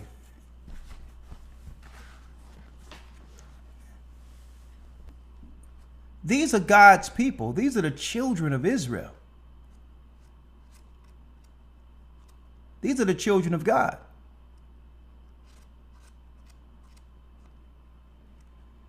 And Satan has just set up a society to utterly decimate our people on every level imaginable. And it talks about the spirit that lies in those, the children of disobedience. Because why? The only way Satan can control a society if the people are subjected to sin. That puts you under frequency 666. What do we use? People. What's the easiest way to get one to submit to a direction? That's right. that connection. Satan is out there. He looked at Solomon like, hold up, I can't take down Solomon. Solomon has the power of that God who destroyed me. But I know what I can do.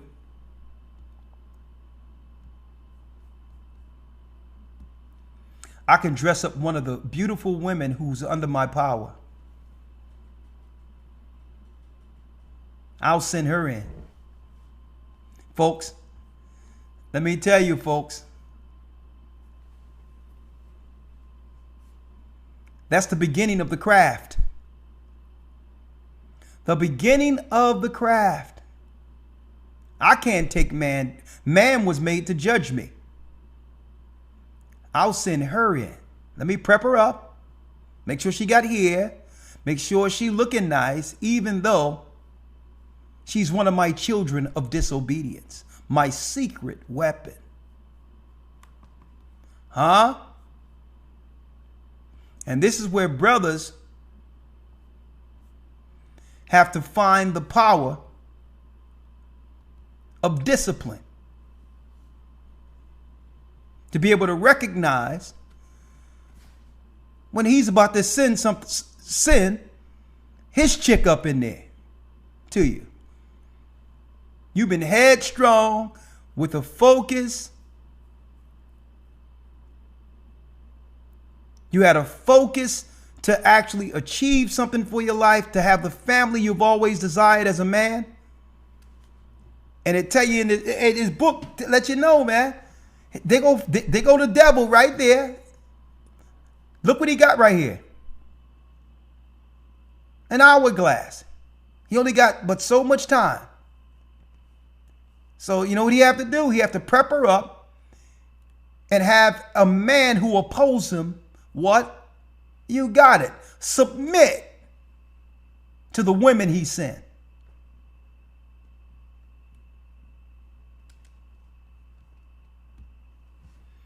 And at the end of it, once you've totally, and folks, man, I'm looking at Brittany Renner. Everyone, y'all don't even understand what's going on with that girl's soul out there.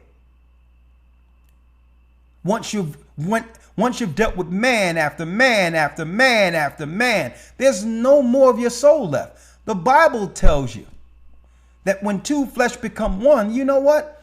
You're connected to that man, which is the dominant spirit. So imagine if you're with man after man and all the spirits of the men you've taken on. Guess what? Your soul no longer exists like it used to. And your mind is totally gone. Your mind at that point is totally gone. And then what happens?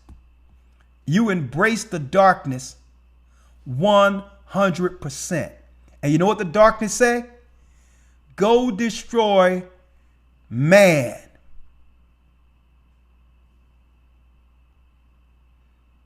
Before the sand runs out of the hourglass, go destroy man, because man will judge me at the end of my time.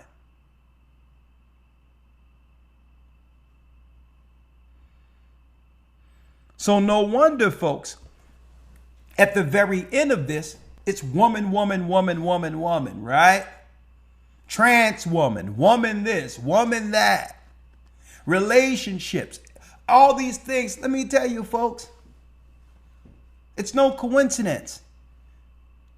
At the very end, Satan have created what? A world. A world filled with women who are controlled by who? The scarlet colored beast. The harlot that sit on many waters, folks. It's not just the Roman Empire. It's an ideology. It's the controlling of any society's women. You control the women, the men will follow. So there was a problem. There was a problem Satan had. The problem he had,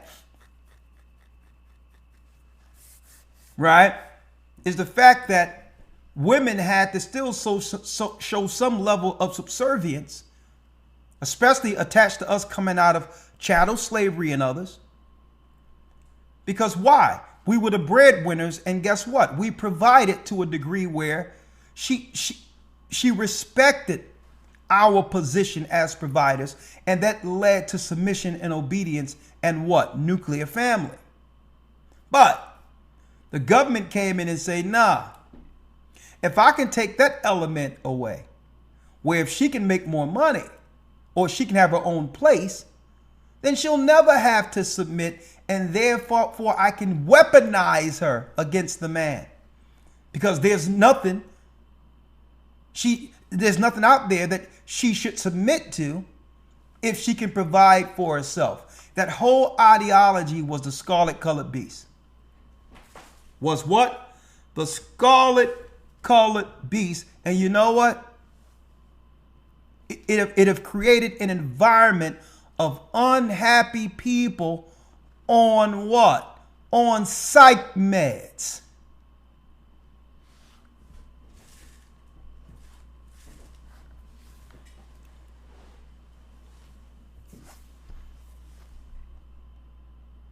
Right?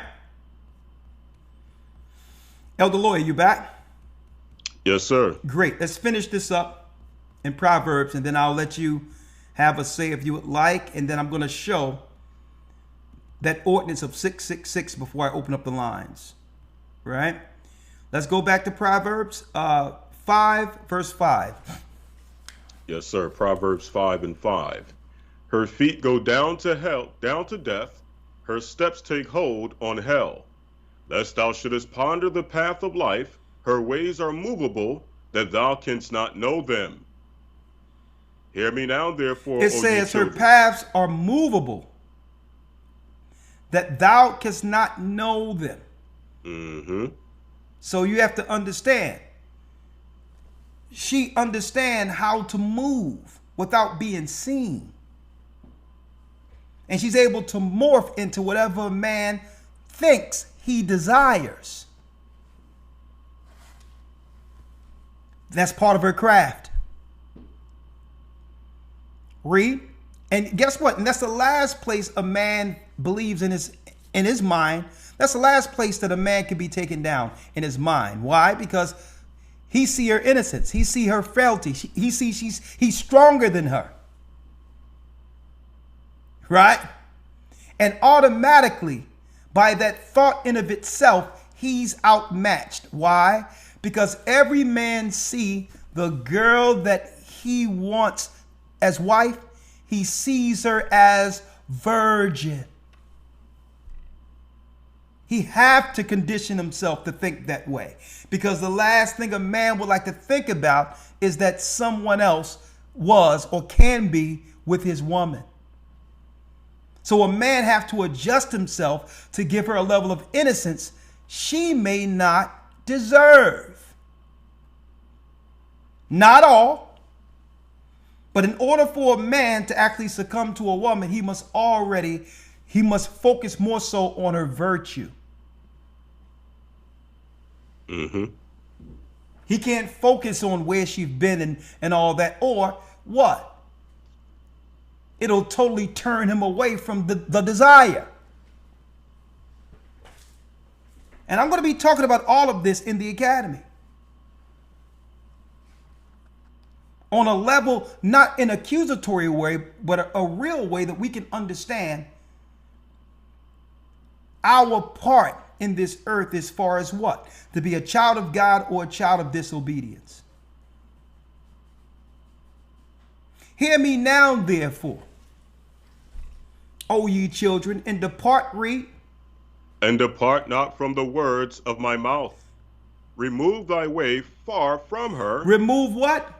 Remove thy way far from her. So listen to what the Most High is telling the men.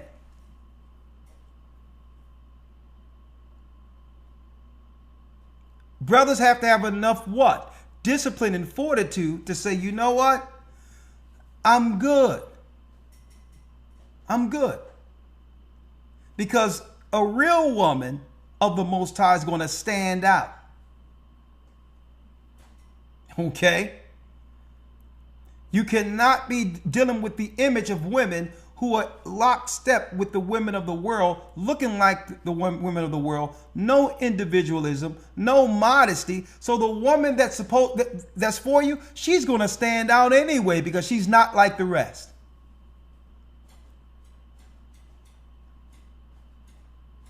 And then you have to ask the right questions outside of the carnal desire. Brothers, you have to ask questions. Right? Not the questions like, can I drop into my DMs what you doing tonight and all these others. You got to ask questions like, how your mother and father doing? Mm-hmm. Are they together? What is your relationship with them? I sure would like to meet them. See? Questions like that.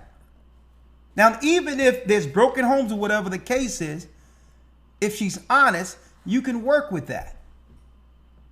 Because now you know what you're dealing with. But when you just go strictly through what? The outward appearance first and the attraction, that's where you're trapped. That's when you begin to lose focus. And that's when, that's right, the harlot sitting on the beast, now she has all the power. She has all the power. And a man, brothers, the Bible tell you never give your strength to a woman. If you have enough men operating right and choosing with discipline, you know what? Women will have the women who want the family and the life and the nuclear family. You know what? They'll have to fall in line. They will have to follow suit.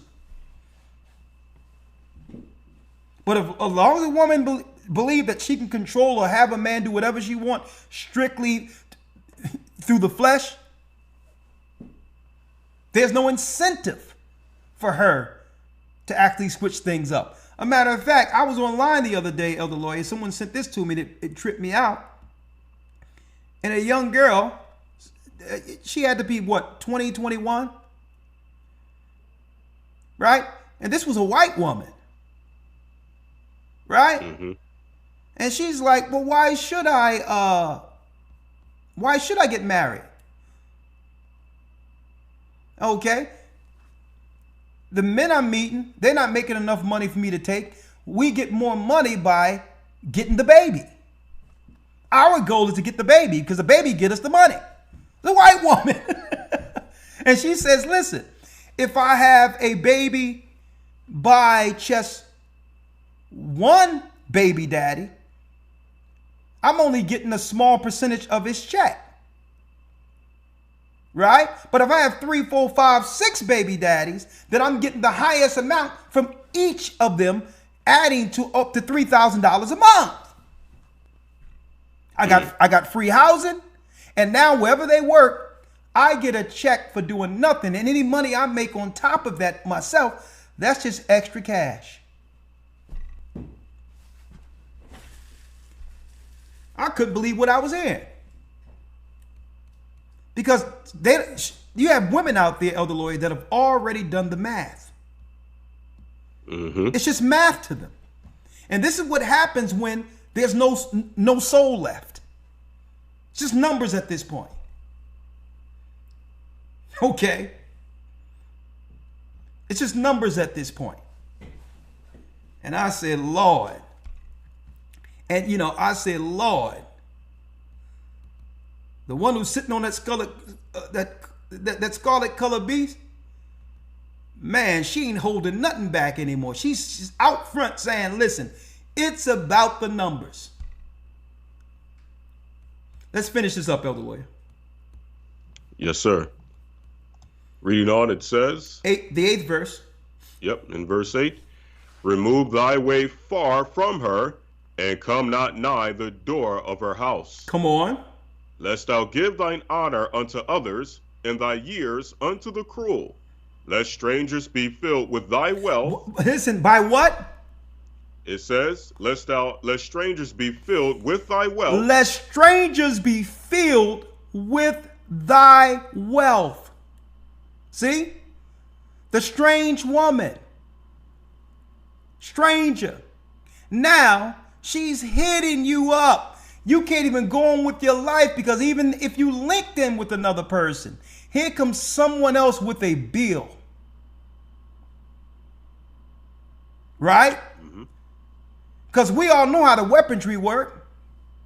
No soon as things don't go my way, the same government that provided me a house is now going to give me a court to put him under full subjection. Right?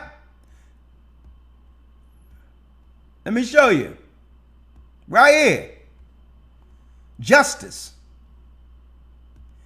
Now, if you begin to grow a conscience, then I'm coming after your wealth. Right? Here's the Bible, young men. Like, yeah, she can put you in a pole house. It tell you, lest strangers be filled with thy wealth. That's the system they set up against you.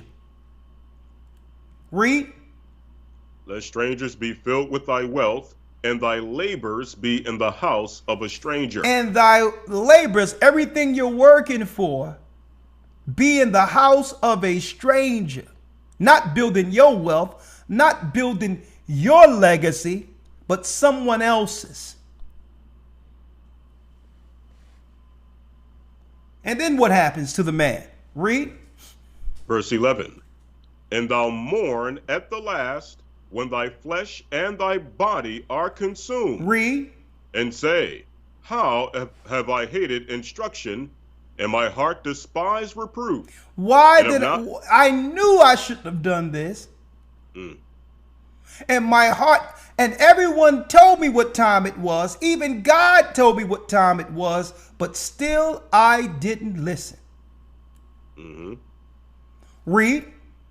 And have not obeyed the voice of my teachers, nor inclined my ear to them that instructed me.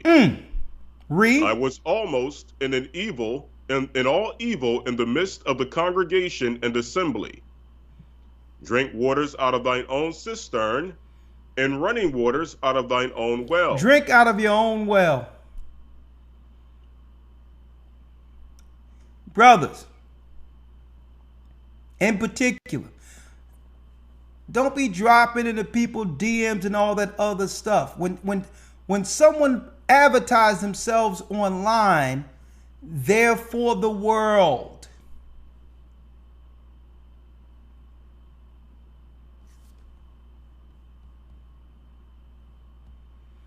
Brothers, if there's a woman you're interested in, you must come with rules. You even seen what happened. Listen, if Kanye West couldn't control the situation, being a billionaire, what chance you have? He says, listen, my girl is for the gram.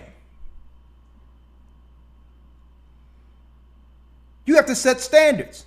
Even if you did drop into DM and got conversation, because that's how people meet sometimes. But now you got to say, okay, you met me, all of that got to go now.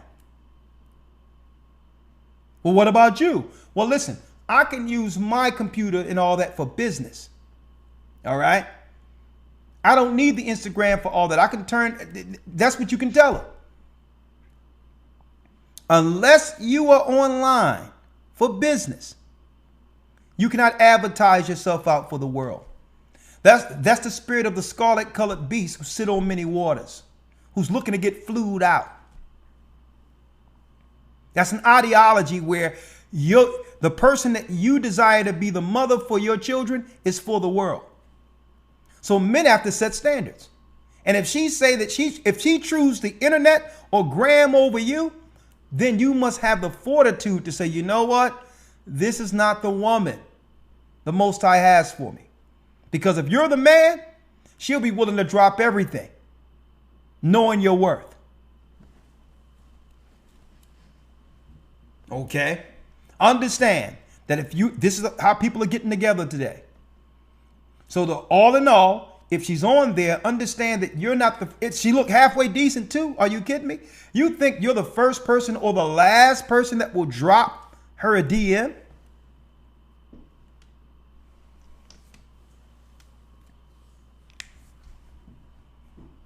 Drink water from your own sister. Right? And running waters out of thine own well. Read. Let thy fountains be dispersed abroad, and rivers of water in the streets. Read. Let them be only thine own, and not strangers with thee. What you want to do, you have to build a legacy for you. Not running around trying to link in with every stranger you find. Okay? Because once it happens, and I'm reiterating what I mentioned earlier, let me tell you, your life will take an entirely different direction outside of any direction you thought. It'll veer off into a direction that you couldn't have even imagined. Like, man, I was on my grind. I had focus. I was doing this and I was doing that. Next thing you know, your life is in shambles. After what? One decision, not listening. That's the power of sex.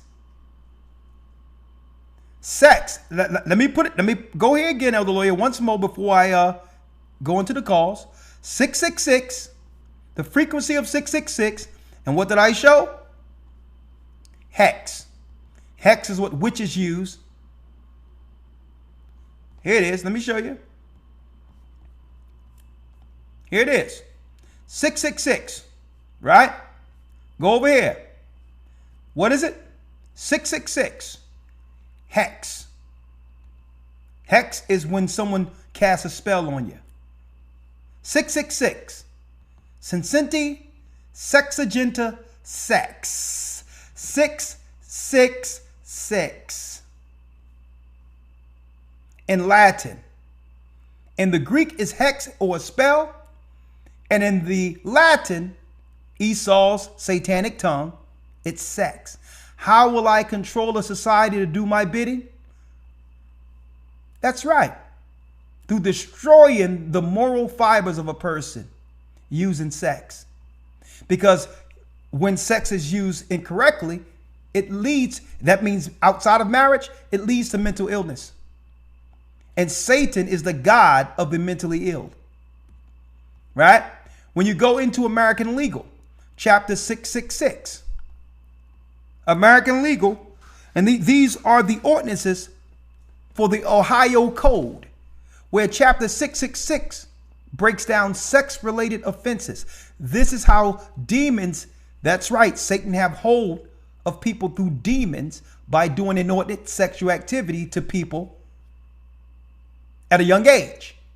And this is how he gains souls to control. Unlawful sexual conduct with minor, 66602. Sexual imposition. These are all legal codes and all that. Chapter 666 for legal codes. Because this is how Satan get a generation of mentally ill to control as a constituency over the people. And they become his what? They become his taskmasters against family.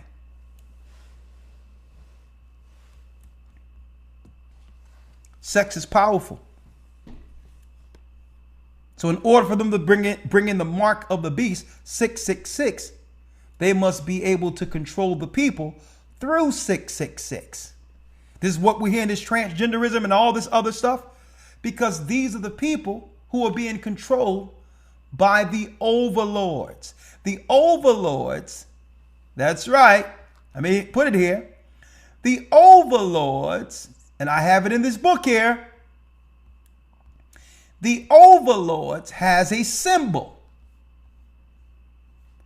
The overlords have a symbol. That's right, 666, the star of Moloch, And that's also in this encyclopedia of Freemasonry. This is not the Star of David. This is the Star of Moloch, linked directly to what? Child sacrifice. And it links to the spirit that we're talking about in the earth. That's right. The overlords can now control the lesser people who are operating the earth immorally through sexual intercourse. It's magic. That's magic 101. Witches, they won't tell you this, but witches will tell you, some of them, if you talk with them sometime and get them outside the camera, that, hey, they'll tell you sex is only another tool for their craft. It's a tool for their craft. Witches, they'll use it to get their own outcome. Okay? And guess who they tout as the first witch under the occult? They highlight that Eve was the first witch, introducing the fruit to man and doing what? Placing man under her power. Witches. The inherent spirit of a witch is a man-hater. A woman who hates man and hates the fact that she must submit to him is the spirit of witch. And they take the power of a man through what? You got it, the craft. And if they have to use their body to do so, they'll do it. Elder Lloyd, anything you have to say before we open up the lines? We have an early one today. I'm gonna leave this out there because I don't want to water this down. Yes, sir. Absolutely. Well, we can definitely go to the calls. I don't have anything to add to what you brought out, so let's go straight to the calls. Straight to the calls. The ideology, folks, of the whore who sitteth on many waters. She's not a virgin. She's a harlot. And that's the deception. And guess what? When they talk about Virgin Mary and all that, they're hiding their true belief. She's not pure. She's not a virgin. Okay? She's just open for every man. Get out of that virgin birth ideology. It's the ideology of the Jesuits. And a matter of fact, I'm going into the secrets of the Talmud in this academy, and I'm going to show you what some of the top Jesuits say about the Mother Virgin. Okay? She's not a virgin at all, folks. Okay? She's the woman that's worshipped by the knights of Esau. Okay? They just trick people into believing into that virgin stuff and all that through false Christianity. All right. Any questions? Anything you have to say? Jump right in. We have a quick broadcast this evening. Let's go. All right. There's still one more reference. I'm not sure if you still want to get the hedge. Oh, yeah. Let's get that, Elder Lawyer. Yes, sir. This is the book of Sirach in the Apocrypha, chapter 36, I'll start at verse 24, take it down to 25. Okay, Sirach, let's get it. Thank you. I forgot about that. Sirach 36, verse? We're going to start at 24. Okay. The Apocrypha, Sirach, Ecclesiasticus 36 and 24. Let's read it. Yes, sir. He that getteth a wife beginneth a possession. Read that again. He that getteth a wife beginneth a possession. He that getteth a wife. Now the Bible tell you, he that findeth a wife findeth a good thing. Why? Because the majority of people in our current society, women in particular, weren't raised to be wives, and that's no slight on them. The system targeted them. So if they are humble enough and virtuous enough to be taught, then there's an opportunity for them. See, there's an opportunity for them. Hey, we were all messed up growing up in this satanic world seeking to find our way. But Christ met us in the path. So that's the same when it comes to women. Right? The Bible says what? When a man findeth a wife, he findeth a good thing. Because it's hard to find a wife. Because what? We've been taught in our society that it's emboldened for a woman to be independent. That's insane. That's crazy. A woman wasn't made to be independent. That's not a badge of honor. The Bible says, and this may trigger some people, he that getteth a wife beginneth a what? A possession. A possession. Now, if that triggers a woman, she's under the ideology of the world. Possession? Yes. That means you belong to that man. Is there anything wrong with that? Okay. And that's not a man being pompous or controlling and all that, because he what? A man cherishes his possessions. He that getteth a wife beginneth a possession. Read. A help like unto himself, and a pillar of rest. A help like unto himself. So when she comes into play, guess that's right. She's coming into a direction. I need you. I'm taking you on to help me with this. So brothers, when you meet a girl or a woman, it's not just going to be with the carnal lust of sex. It's the direction of speaking to her and letting her know what is her what position in help meeting your agenda.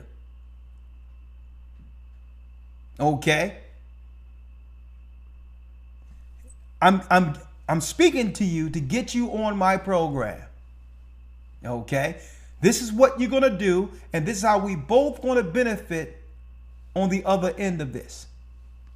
So a brother have to come with a plan, a help like unto himself, and a pillar of rest. So he's looking for a woman to do what?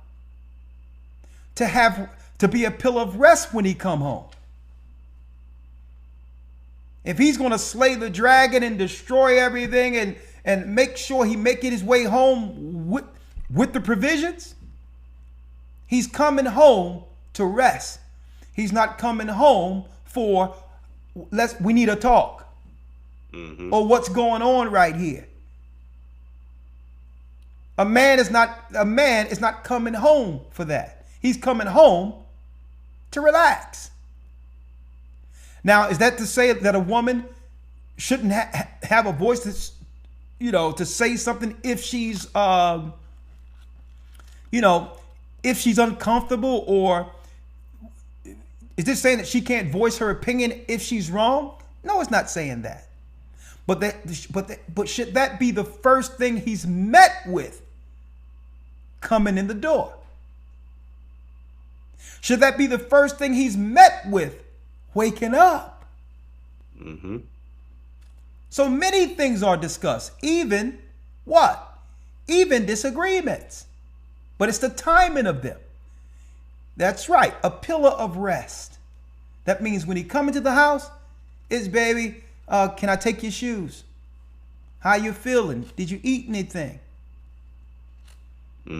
What happened today? Because if you operate like that, the real conversation that you think will have conflict will go a lot better. Now you can bring in the disagreements when there's a time of what? A time of peace, where you've already embraced him walking in the door. Now he's ready to, yeah, something is going on, talk to me. But a pillar of rest isn't someone who's going to be arguing with you, coming in the door, and then when you wake up in the morning, there's an argument or a scenario where she's not speaking to you and all this other stuff. Oh, you're not speaking to me. All right, that's cool. That's fine. Hey, this is how this how it was before we met, isn't it? We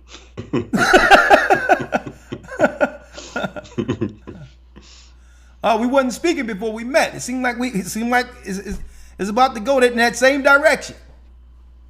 Mm-hmm. Right? So that means what? Smile, be loving, be caring. He that getteth a wife beginneth a possession. And like I said the other day when I was speaking about it from the man's side, brothers, let me tell you, the last thing you want to do is argue with a woman if she's not on your page and don't want to do it. That's weak. Okay?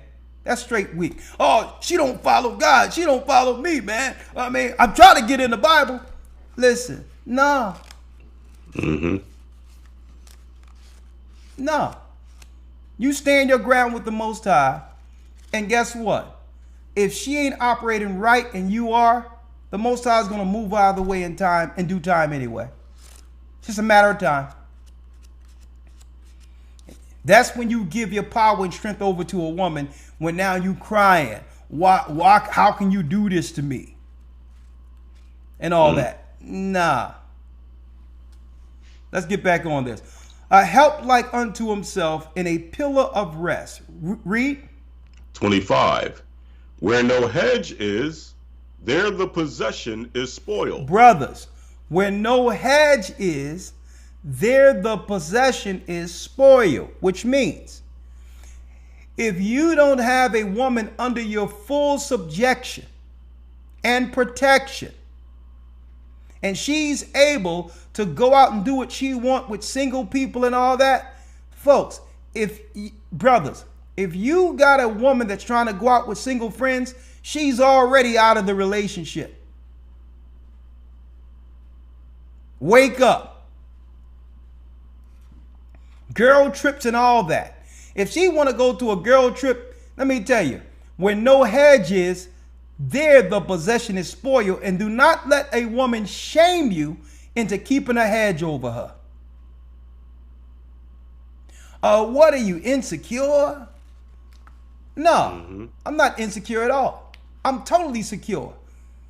But you're not going to be secure if you go on that trip. So don't let a woman shame you into holding your ground according to God. Okay? Remember, I can remember. I know what go down in clubs. I know what go down when girls take trips. Okay? I grew up in the entertainment business. And there's no just going out just to have some fun with your girls. Let me tell you, all of that is BS, bull. Okay? It's straight satanic. And it's what? It's the ideology of what? It's the ideology of the harlot who sit on many waters. Don't ever let a woman shame you into what? Into claiming that you're insecure for putting a hedge over your house like God said do. If she insists, you don't do anything. You don't go off. You don't holler.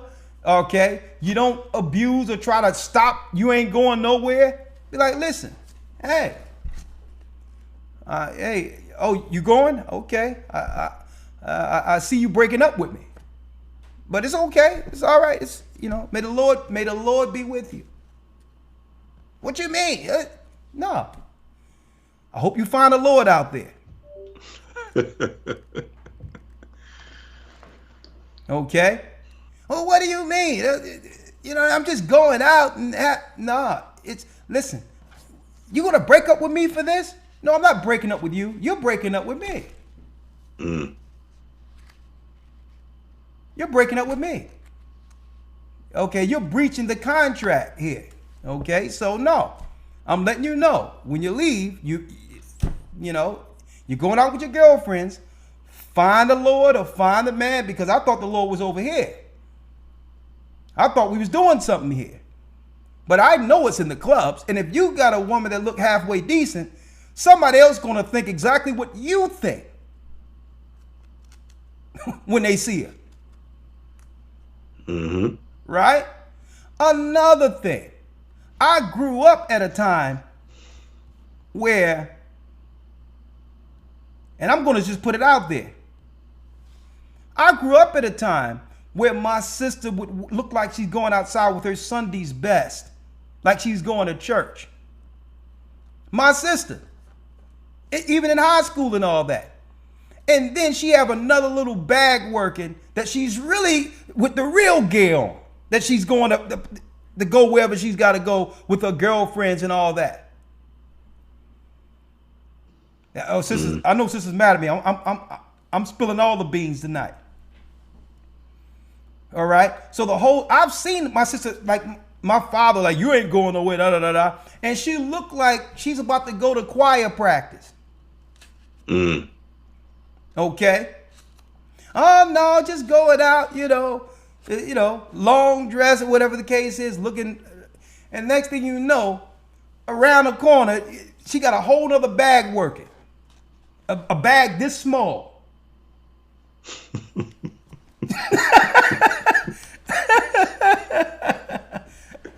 So we're going to tell you how it is. This is what God said do. Let's read that last verse again. Yes, sir. 25. Let's read it. 25. Where no hedge is, the possession is spoiled, and he that hath no wife will wander up and down mourning. This is what happens when you allow your wife, to hang out with single people. Where no hedge is, there the possession is spoiled. And now this is you real quick. And he that hath no wife will wander up and down mourning. Okay. Now, if the housing is in her name, that's going to be a tough deal. Brothers, I'm going to tell you this. If you already live with someone, it's okay. Work it out where you can get something in your name or build something that she can move into. But brothers with no wife at all, don't ever move into a woman's house. Okay? Don't ever pack up and move into a woman's house, because that's a role reversal. She's providing shelter for you. Okay? So in actuality, she's not going to say it. As long as you cool, she's going to seem submissive because she's a woman. But in her mind, this is my house. Okay? And he that have no wife will wander up and down mourning. Because if it's her house, that's right. And it's time for this thing to break off. High level humiliation. High level humiliation. And I'm talking about, even though there's luggage upstairs, she's not going to give you the dignity to borrow it. We're talking about, that's right, your Xbox with one controller missing, no power cord, and what? Plastic bags for luggage. Locks changed. And she did it on the same night rain was forecast. This is what happens when you, that's right, when you don't have provisions for yourself living under a woman. All right? Let's read that last two pieces again. Yes, sir. Where no hedge is, the possession is spoiled, and he that have no wife will wander up and down mourning. That's right. And he that have no wife will wander up and down mourning. Brothers and sisters, there's nothing in these streets out here. There's nothing. So brothers, if you have a woman who want to be out there, guess what? That's not your woman. Read about the harlot who what? who sit on many waters. It's an ideology. She's free to be had. And then look what happened to Solomon and others. So now you must rule with your greater mind and have a conscience on how you choose a wife or a helpmeet. Last verse. Yes, sir. 26. 26. Who will trust a thief well appointed, that skippeth from city to city?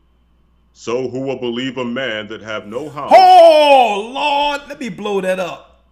Lord, brothers, don't get mad at me on this one. It's like the Most High done pulled out something in 2020, so-called 2023. Who will trust a thief well appointed? Now I need y'all to check this out. What do you mean a thief well appointed? Read. That skippeth from city to city. That skippeth from city to city. You're talking about a man who's traveling what? Who don't have a place of his own, looking to stay someplace. See, women usually leave where they at and cleave to a man. Or she may find another city and cleave to a man. That's normal for a woman. That's not normal for a man to be traveling from city to city without a place to call his own. He's running from something. See? He don't have a place to call his own, and he has perfected the art of sleeping. That's right, in someone else's house. And once the gig is up, he's already worked on it and understand what? He understand the profile of women who are lonely. I'm gonna tell you, he have perfected the art of finding or knowing that a woman is lonely. Who will trust a thief well appointed that skippeth from city to city? Read. So who will believe a man that have no house? This is what God say. Who will believe a man that haven't even established a place to live for himself? So if you allow a man in like that, saying I'm being charitable and I'm doing, listen, you get what God said you got. Well, I want to help him get on his feet and this, that, and the other. That's fine. And sometimes it works. But the majority of the time, so who will believe a man that have no house and lodgeth wheresoever the night taketh him? And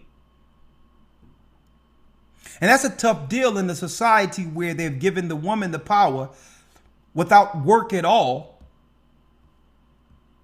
to actually have what? Shelter. Automatically the power goes to a woman. The only thing she has to do is to deliver a child to the system. They don't even care about where the man is. We know what that child will be if it grows up without the mother and father, a nuclear family. That child will be for the system.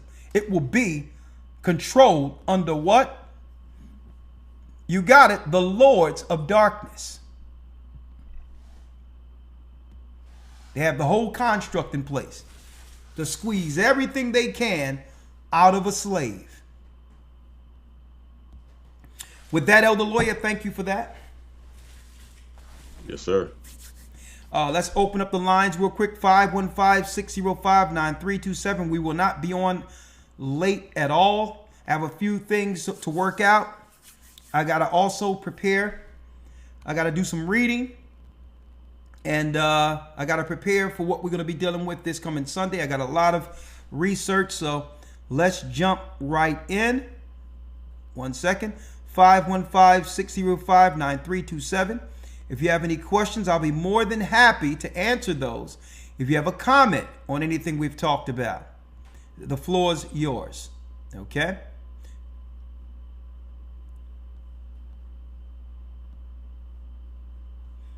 And thank you, elders, for monitoring the chat. And again, as long as people aren't spamming, as long as they aren't spamming or putting some derogatory stuff in the chat, even if those who disagree or whatever the case is, let them chat as long as they're willing to call in and stand with their words. Don't block them. And if you don't call in, then you'll be in the world of Gigabyte. Okay?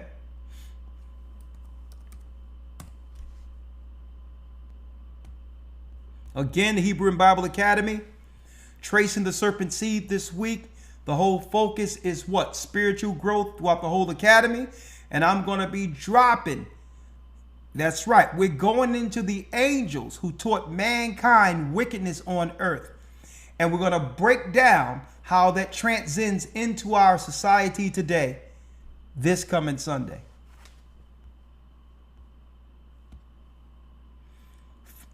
Go to historytimes.org to enroll.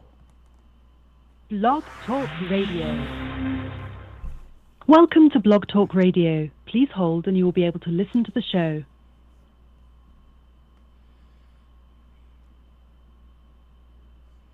Okay, here I am. Unmuted. Here I am. Elder Ricochet live on Blog Talk Radio, Satan's frequency 666. And what he used to control people and turn them into the mentally ill? Sex. 917 area code. We have Lima who has a question. Shalom, Elder. Oh, shalom, Sister. Hello? Hey.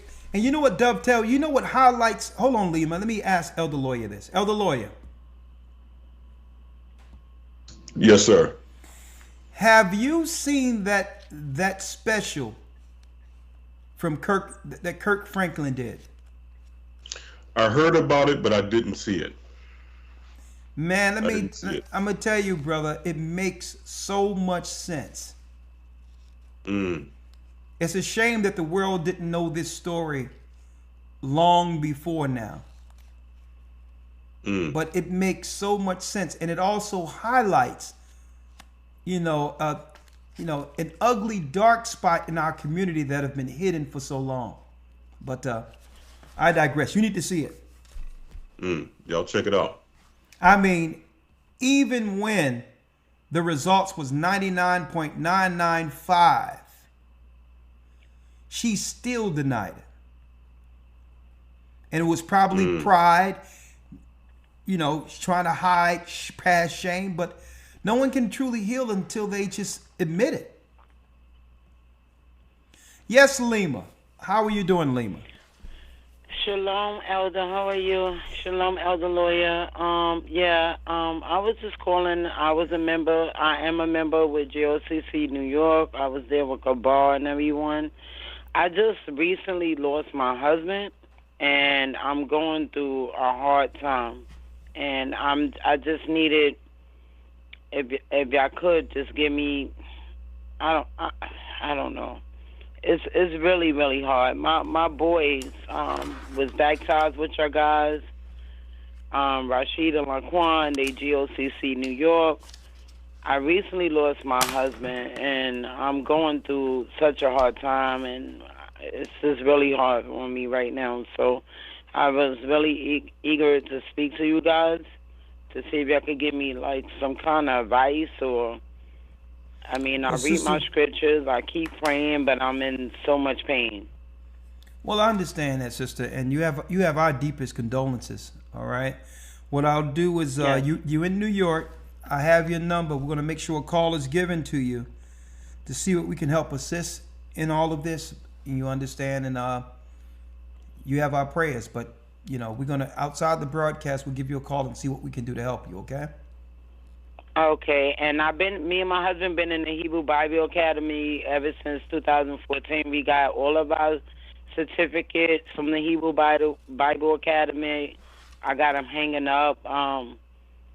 It's just really, really hard. I understand. Let me ask you, if you don't mind me, if you can. I'll call afterwards. But how old was he, and how did he pass? What was wrong with him? Well, he was suffering from chest pain, and then when they took him to the hospital, they said his heart stopped. So they resuscitated him, and they had to keep resuscitating him like that whole night, and the next morning he passed. How old was he? 38. Oh my goodness, young. He didn't take the stuff. He did. He didn't. No, okay. No. All right. No. All right. Okay. Well, don't worry about it, sister. Let's call you offline. You have my deepest condolences, and we'll do what we can to help you. Okay. Thank you, Elder. You're welcome. I love you guys. Thank you, sister. You stay strong. All right. You stay in prayer. We're going to reach out to you. Please do. Thank you. All right. All right. Shalom. Shalom, everyone. Shalom, sister. Stay strong. And prayers to your family. All right. Thank you. You welcome. Thank you. Sister Esther has a comment. 770 area code. Elder. Shalom, Elder. Shalom, Sister Esther. How are you? I'm holding on by the grace of the Most High. I'm hanging in there. I don't know if I should be on air or off the air. I'm calling about I just lost my granddaughter in the hospital in Maryland here, and I came up from Georgia to be there for my daughter, and the baby passed away 3 hours after, and now with so many little things that's happening now that, you know, the baby was not getting no oxygen, and they, during the labor process, my daughter was given this blood pressure medication that I believe passed on to the baby, and I believe it caused the baby heart to collapse. And because the daughter said as soon as they administered this blood pressure medication, Sister, Sister, you have my deepest condolences, but let me call you offline for this. All right, I don't want you already going through it. I don't want that to be publicized throughout every instance of what happened to your family. You're already going through enough. Okay, I wrote your number down. We're going to give you a call. All right. Okay, okay. All right. I'm sorry about that. Thank you. Okay, you're welcome. Thank you. It's unfortunate the time we're living in, and I was talking about this years ago. Is that we have to brace ourselves for as many loved ones that the Most High may take. When they begin to open things back up, we're going to see the results of some of what they let loose in society. All right, but I'll call. We have to brace ourselves. We're in some deep times. And there's no one to trust outside the Most High. Sometimes you go into these institutions, you have to go in there, you know, with both eyes wide open. Especially in a time in which the world is in the replacement mode for God's people. So I'll call you, okay? Cora has a comment and or question. Shalom, Elder. Yeah. Well, first of all, my comment is, I'd say for this presentation tonight is wow. I mean, it's so informative. And I said, you know how to really interpret things and read it. I mean, I never would have gotten all of this together. I just, with just the literature and everything. Praise the Most High. Yes, praise the Most High for your talent. But now, I do have a question. Basically, now when all the other stuff hits the fan finally, how are we supposed to, to avoid doing what the devil wants? How will we be able to, well, it says, you can't buy or sell if you don't take the mark. But if you don't take the mark, how will we be able to, now I know you got things planned, for food now and that, but what about other needs, like, say, clothing and other little things that you might want to buy, incidentals and things like that? How can we go about obtaining those?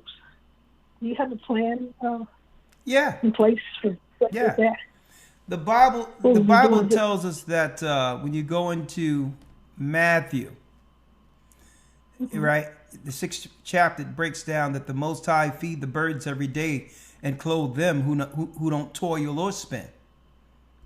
Oh, okay. So the whole deal is to have your gifts in place and the means to be able to make your own when it's time. Like, for instance, we had Shawan's wife, blessings to her. She made a whole thing of meat trees with material and all of that for for the teachers, within the church. So here it is. I can sew, I can knit, and I can crochet and everything. But when it comes time to get those materials to do that, well, should I start storing up the materials now? Absolutely. Materials. Okay. Make yourself some patterns. Get a few things going. It'll come in handy. Oh, all right.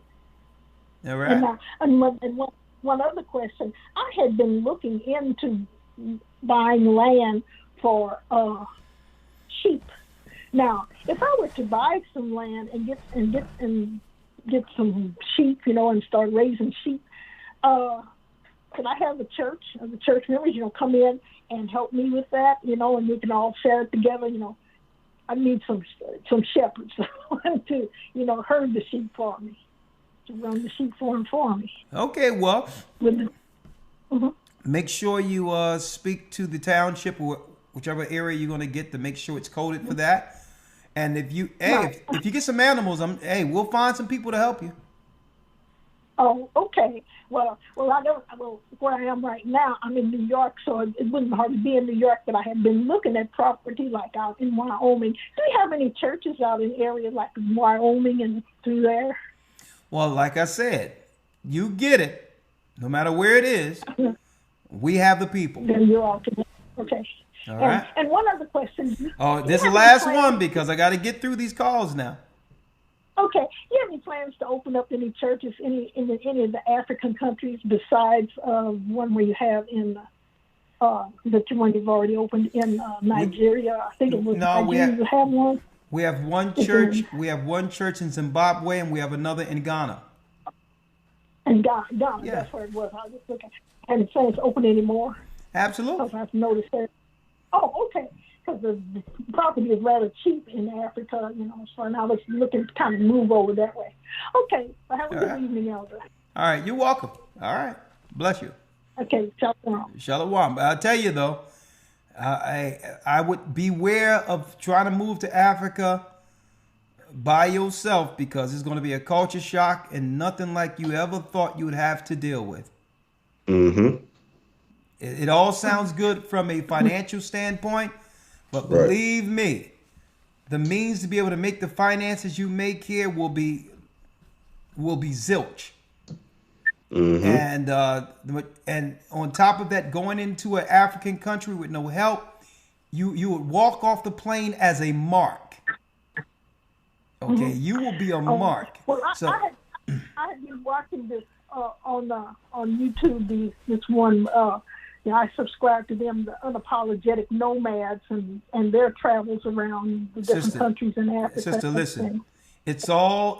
Listen, the uploads look like they got it going on. Okay, I'm just letting you know what I know. There's no person that I warned not to do that who didn't regret it. Oh, okay. Okay. All right. And matter of fact, if you describe it's about to go over there, you're probably a mark already. Stay guided under men who care for you And if you need me go to Africa, we got people over there in the countries that we have a church who can help you. But get under guidance here. All right? Okay. Okay. All right. You're welcome. Thank you. You're welcome, sister. Shalom. All right. Shalom. Deanne has a question. Shalom, Hello, Deanne. Shalom. How are you doing, Deanne? Shalom. I'm trying. I'm making it. I'm going. I'm progressing. Thank you so much for time. So I wanted to say that. Let me say this. Someone says, sister, don't let anyone tell you don't go to Africa or wherever.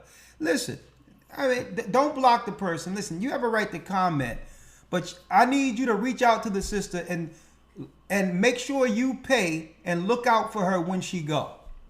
Or will you care if something happened to her if she's there? Right. So people have so much to say because, you know, they got a device to type with. Let me tell you, it's hard for sisters to survive even in this country. Okay? You go into another country as a sister, let me tell you, you can be totally ravaged, destroyed in these countries.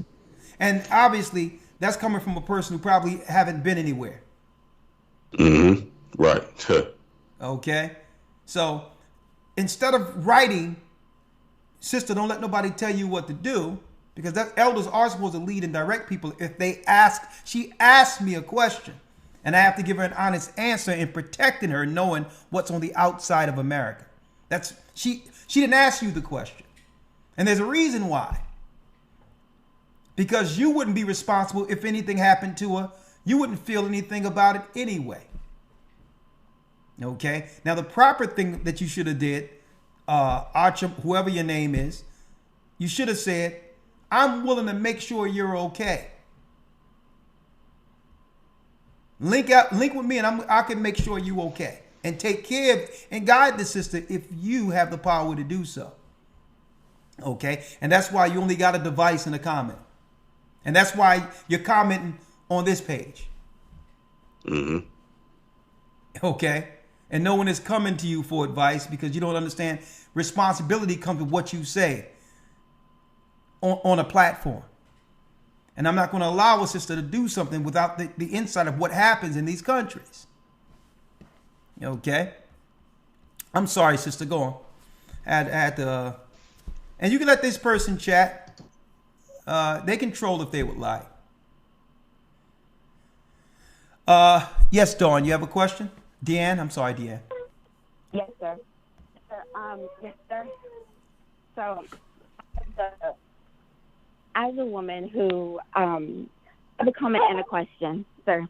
So, as a child, I stopped living with my mother at 12. And so I had to figure it out being just me. Hold up. How did that happen? You skipped over a lot. How can you be on your own at 12 years old? So I was being physically abused in the home by my stepfather and my mother, to a point where it was like the next year my brother was about to go off to college, and it was like I couldn't be in that house alone. So I felt like the only way I could get out was by I called my sister's house. I called an organization to help, whatever, and so my school investigated it. Okay. And so that's how. And what happened to him?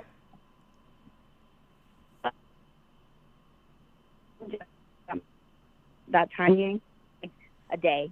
And then no, your phone broke up. What happened to him, sister? Yes, sir. So he ended up just spending, like, him and my mom, the day that it happened, they sat in jail for like a couple hours, basically. Then got bailed out, and then I ended up living with them. So I have 2 siblings. Okay, let me ask you specific questions. Was he arrested for his abuse against you? Yes. I'm talking about, did he do jail time? No. Like, it wasn't hard. Like, they would just put for, like, child. Like, I was 12, so I don't really know the exact, but I know something happened to them. I didn't ever go deep to, like, find out. I just know that it happened to them. Your mother, what did she say for all of this? Have she apologized? So my mother's still... No, my mother's still with him to this day, and today's actually her birthday. And I spoke to her and I told her that I've been getting closer to God. I prayed this year to get closer to the Lord, and I have just now joined this Hebrew Bible Academy this Sunday, so I'm getting closer to God. And I told my mom that I've been trying to forgive her through all this. I've been praying it in the Bible, but in my heart I'm still struggling with forgiveness. And so she told me that I did it to myself. She told me that this was all on me. That it and so. Well, let's stop for a second. 12-year-old girl who had nothing to do with the man that was brought into your home, right? And her only answer to when all you need from her is an I apologize. Her only answer to you, so that you cannot grow from that 12-year-old girl and go forward, her only answer to you is to say it was your fault. Okay, so what did you do that she's claiming that led to this man violating a minor? So she's saying I didn't listen. She's saying that. Okay, clarify that. You didn't listen. She told you to do what, and you didn't follow? So we weren't allowed to do anything. We could only go to home and come and to school and to home. We couldn't do anything. We couldn't have friends. We couldn't go to the park. We couldn't do anything. Like it wasn't that type of. We were in the house all the time.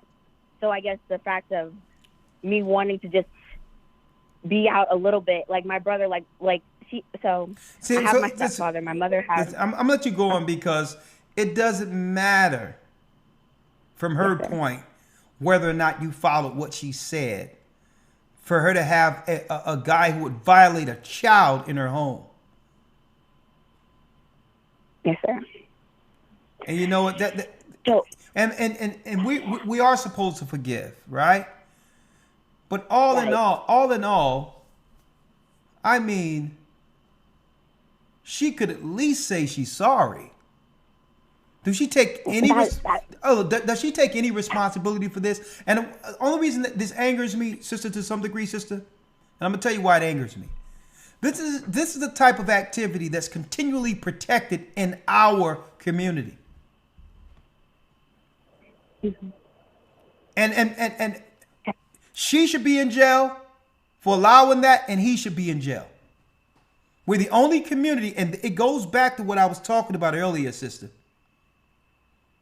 How this system actually promotes that type of behavior, knowing that the children goes into a system, a Babylonian system that really destroys the child.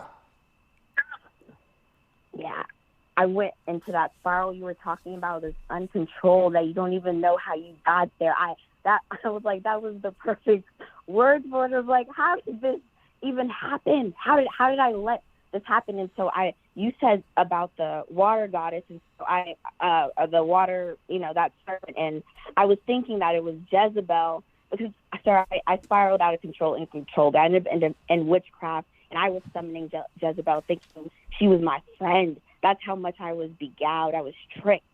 And so hold up. You said a mouthful right there. We need to slow that up. Yes, because this is actually highlighting what I'm talking about, this hidden spirit that's going on destroying our society. With you being separated without protection of your family, you spiraled out of control, and it led you into witchcraft, where you are now summoning spirits at this point, right? Yes. Look at that. Yes. And see, this happens to so many people, sister. How old are you now? I'm 25. Because guess what? These witches, warlocks, these witch covens and all that, they prey on orphan children. Yes, it's like they got me within months of going in the system. Within months. They're there. When you're in these homes, CPS and all that, they target all these places because The priesthood of Babylon used orphans for their future priests and priestesses. That's an order that's set up. So we have to watch, even though there is some help that comes with some of these places are targeted by witches, warlocks, and sorcerers. See, folks? Listen, I never spoke to this sister beforehand. The Most High put it in me to go into this record, go into some understanding of what's going on with the spirit of the harlot. And now it's all coming out where it's actually being what? Brothers and sisters are actually confirming what I'm talking about. This is a systematic priesthood that's set up. And this is why those like mothers and fathers, people who bring men into their home and all that, why you think there's what? Light penalties, because they want a system like this. Because this is how Satan gets what? New blood. Let me show this. I'm going to let you have the next word, sister. Yes, for those who missed it, I showed in this old book. You can't even find one like this. Encyclopedia of Freemasonry. How when they get to a girl young, they prep her in her purity. This is Satan holding a sickle. Make sure he dress her all up and all that. But once she's out there by herself, he turns her into this. And now it's confirmed that when daughters and sons are violated and all that, something happens to them that leads them to the dark side. Because why? It leads them to where they have no respect for authority. Because the only place of authority that they trusted would protect them, that's right, violated them. So now it spins them into the world where they can't embrace anyone. If you can't be protected by your own parents, then how can I trust anyone out in this world? And this is where witches and warlocks, a lot of them get orphans and turn them into new agents and gatekeepers for their system. Go ahead, say what you have to say, sister, and I'm going to let you get the last word. And I thank the Most High, sister, that you were able to overcome and are strong enough to do so, which shows that Christ had grace on you and he guided you through all of it. I can honestly say, yes, sir. I can honestly say it was my man who got me out of it. I now have a daughter, and I'm still with her dad, and we're a nuclear family. We're together. Good. And that's who pulled me out. So being though that I have experienced this though, how do I deal with the fact of the temptation, the fact that I realistically am still in the flesh? I really, you know what I'm saying? How do I deal with the fleshly experience? Oh, look, the temptation to do what? What are you talking about? So, being that I'm of the world, so like I have 9 piercings still, like to this day. I don't put my piercings in, but I have the option to, like, I was feeling so bad. I was like, maybe I could do that. That's not what I want to do. I haven't worn it in about 3 years, but I want to do it because I was feeling at a low point, you know? No. Yeah. No. When a thought come in, let your piercings close. Okay? A lot of the psychological damage that comes through those becoming witches and all that is that the spirit in you, it's a spirit that attacks.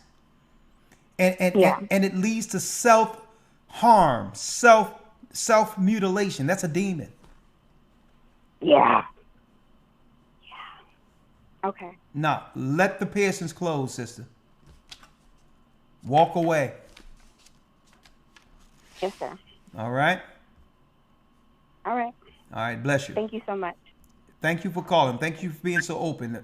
This phone call is going to help many, many young ladies out there. All right? Yes, sir. Bless you. All right. Thank you. Bye. And so many of our people have these same stories. And, you know, they have these same stories.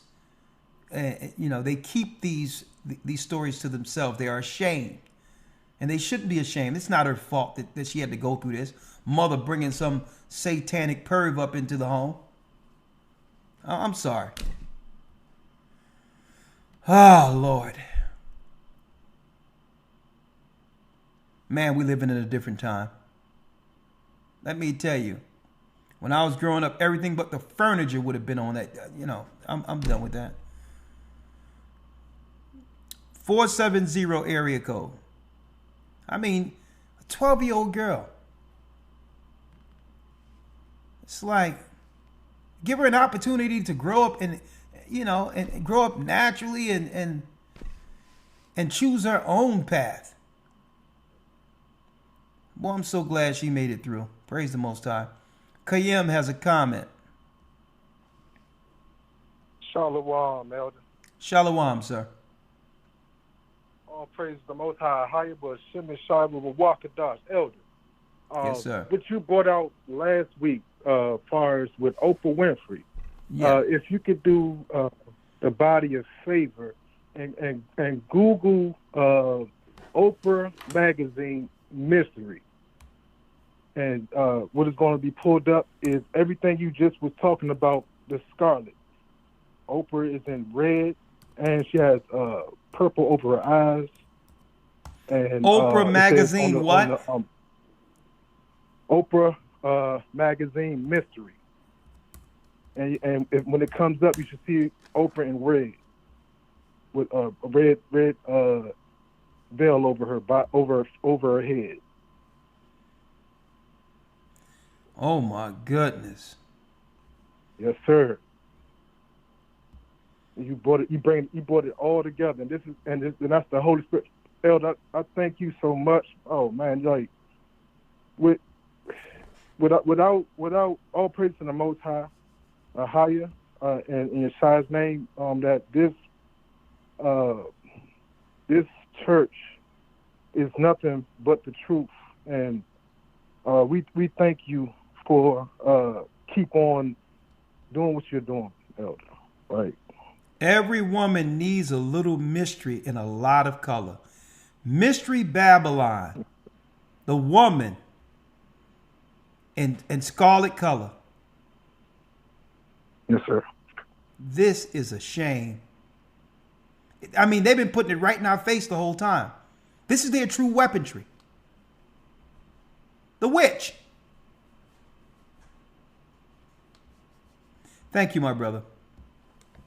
Yes, sir. Thank you for that. And then when you hear Oprah's story, it's a shame because she was a victim. And it's generational. It goes from one to the next. This is how they get priests and priestesses. Broken people instead of what? Instead of judging the violator. They allow the violators to go back into the community and do more violating because they need these broken people. They need these broken people for priests and priestesses of Moloch to be controlled under the shield. Look up Project Paperclip, folks. 757 area code. Shalom. Shalom, how are you? Shalom, Elvin. Shalom, how are you, Deborah? I'm getting there. Yeah. I wanted to say that my parents were under the system of Moloch sacrifice. They were both given away when they were little. My mother was given away. I came up here one time before and told about this. And my father was given away when they were little. And I believe they became taskmasters. And they both did well. You know, my mother was a nurse, and my father and I was a welder, a shipbuilding. But I watched them when I was growing up. I watched the things that they did. I was very observant and watched. And my father divorced my mother when I was 2 years old. And I watched everything that went on. And I when we talk about with the 666, I watched that. Now they were very discreet with what they did. I have to give them a good job on that, but it still did not. It still damaged. It damaged, okay? And then they would go to church, and they still did what they did. They still did, they were very, very discreet when they went out or whatever, but I knew what was going on. I did. I did. And I was looking at that picture of that scarlet colored beast where you see him holding her hair. Remember you did a lesson on the energy is in the hair? Yeah. Back ago, the energy is in the hair. Okay, and everything going on with the hair and the nails. Okay, that kind of thing. I just wanted to bring that up too. But I also wanted to say, you and I are in the same age era. So my job, when I was young, teenage years, I was lost. I didn't know the difference between sex and infatuation. But I came up in a strict home, but I'm thinking they want to be strict or whatever. But look what they're doing. Okay, it's a reflection on themselves. I used to go for visitation rights with my father. And my father was a Mason. He was a Mason. And I used to ask him, what do you do and what happens in the meetings that you go to? And he would tell me, if I tell you, baby, I would have to turn around and end your life. That's not a nice thing for a father to say. Yeah, well, he would say it, because, he was hard in that. He was of the, what's the different ones? He was in the, Prince, yes. Yeah, usually, if you're black, you can't be in the Scottish or York Rite. You must be a Prince Hall Mason. Yeah.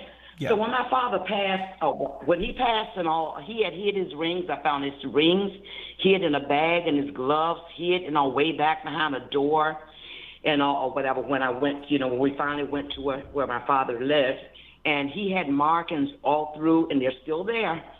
Where he got, what do you call them, sigmas? What do you call them? Different little diagrams. He has things on the wall there, through in the bathroom and in the bathroom, and yes. But what I wanted to say about this, and I'm gonna try to be quick with everything here. As far as because I'm in your era. So the young women coming up, and I'm talking about systematic things here, and all with your children and the things that are happening, because it's coming fast. They're getting ready to put down some more laws in regards to Section 8, or whatever that they're getting ready to get rid of, subsidized housing, subsidized child care, yes, or whatever. They're getting rid of all of it. They're getting rid of all of it.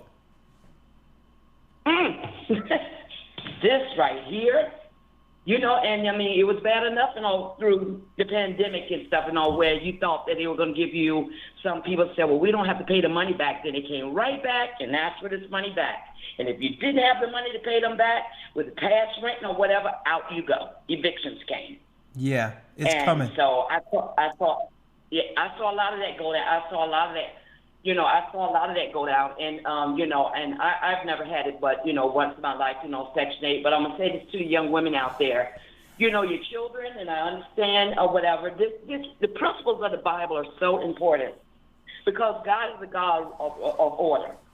So if we don't follow in all the, of the Most High, the principles of the Bible, the commandments, it's just out of order.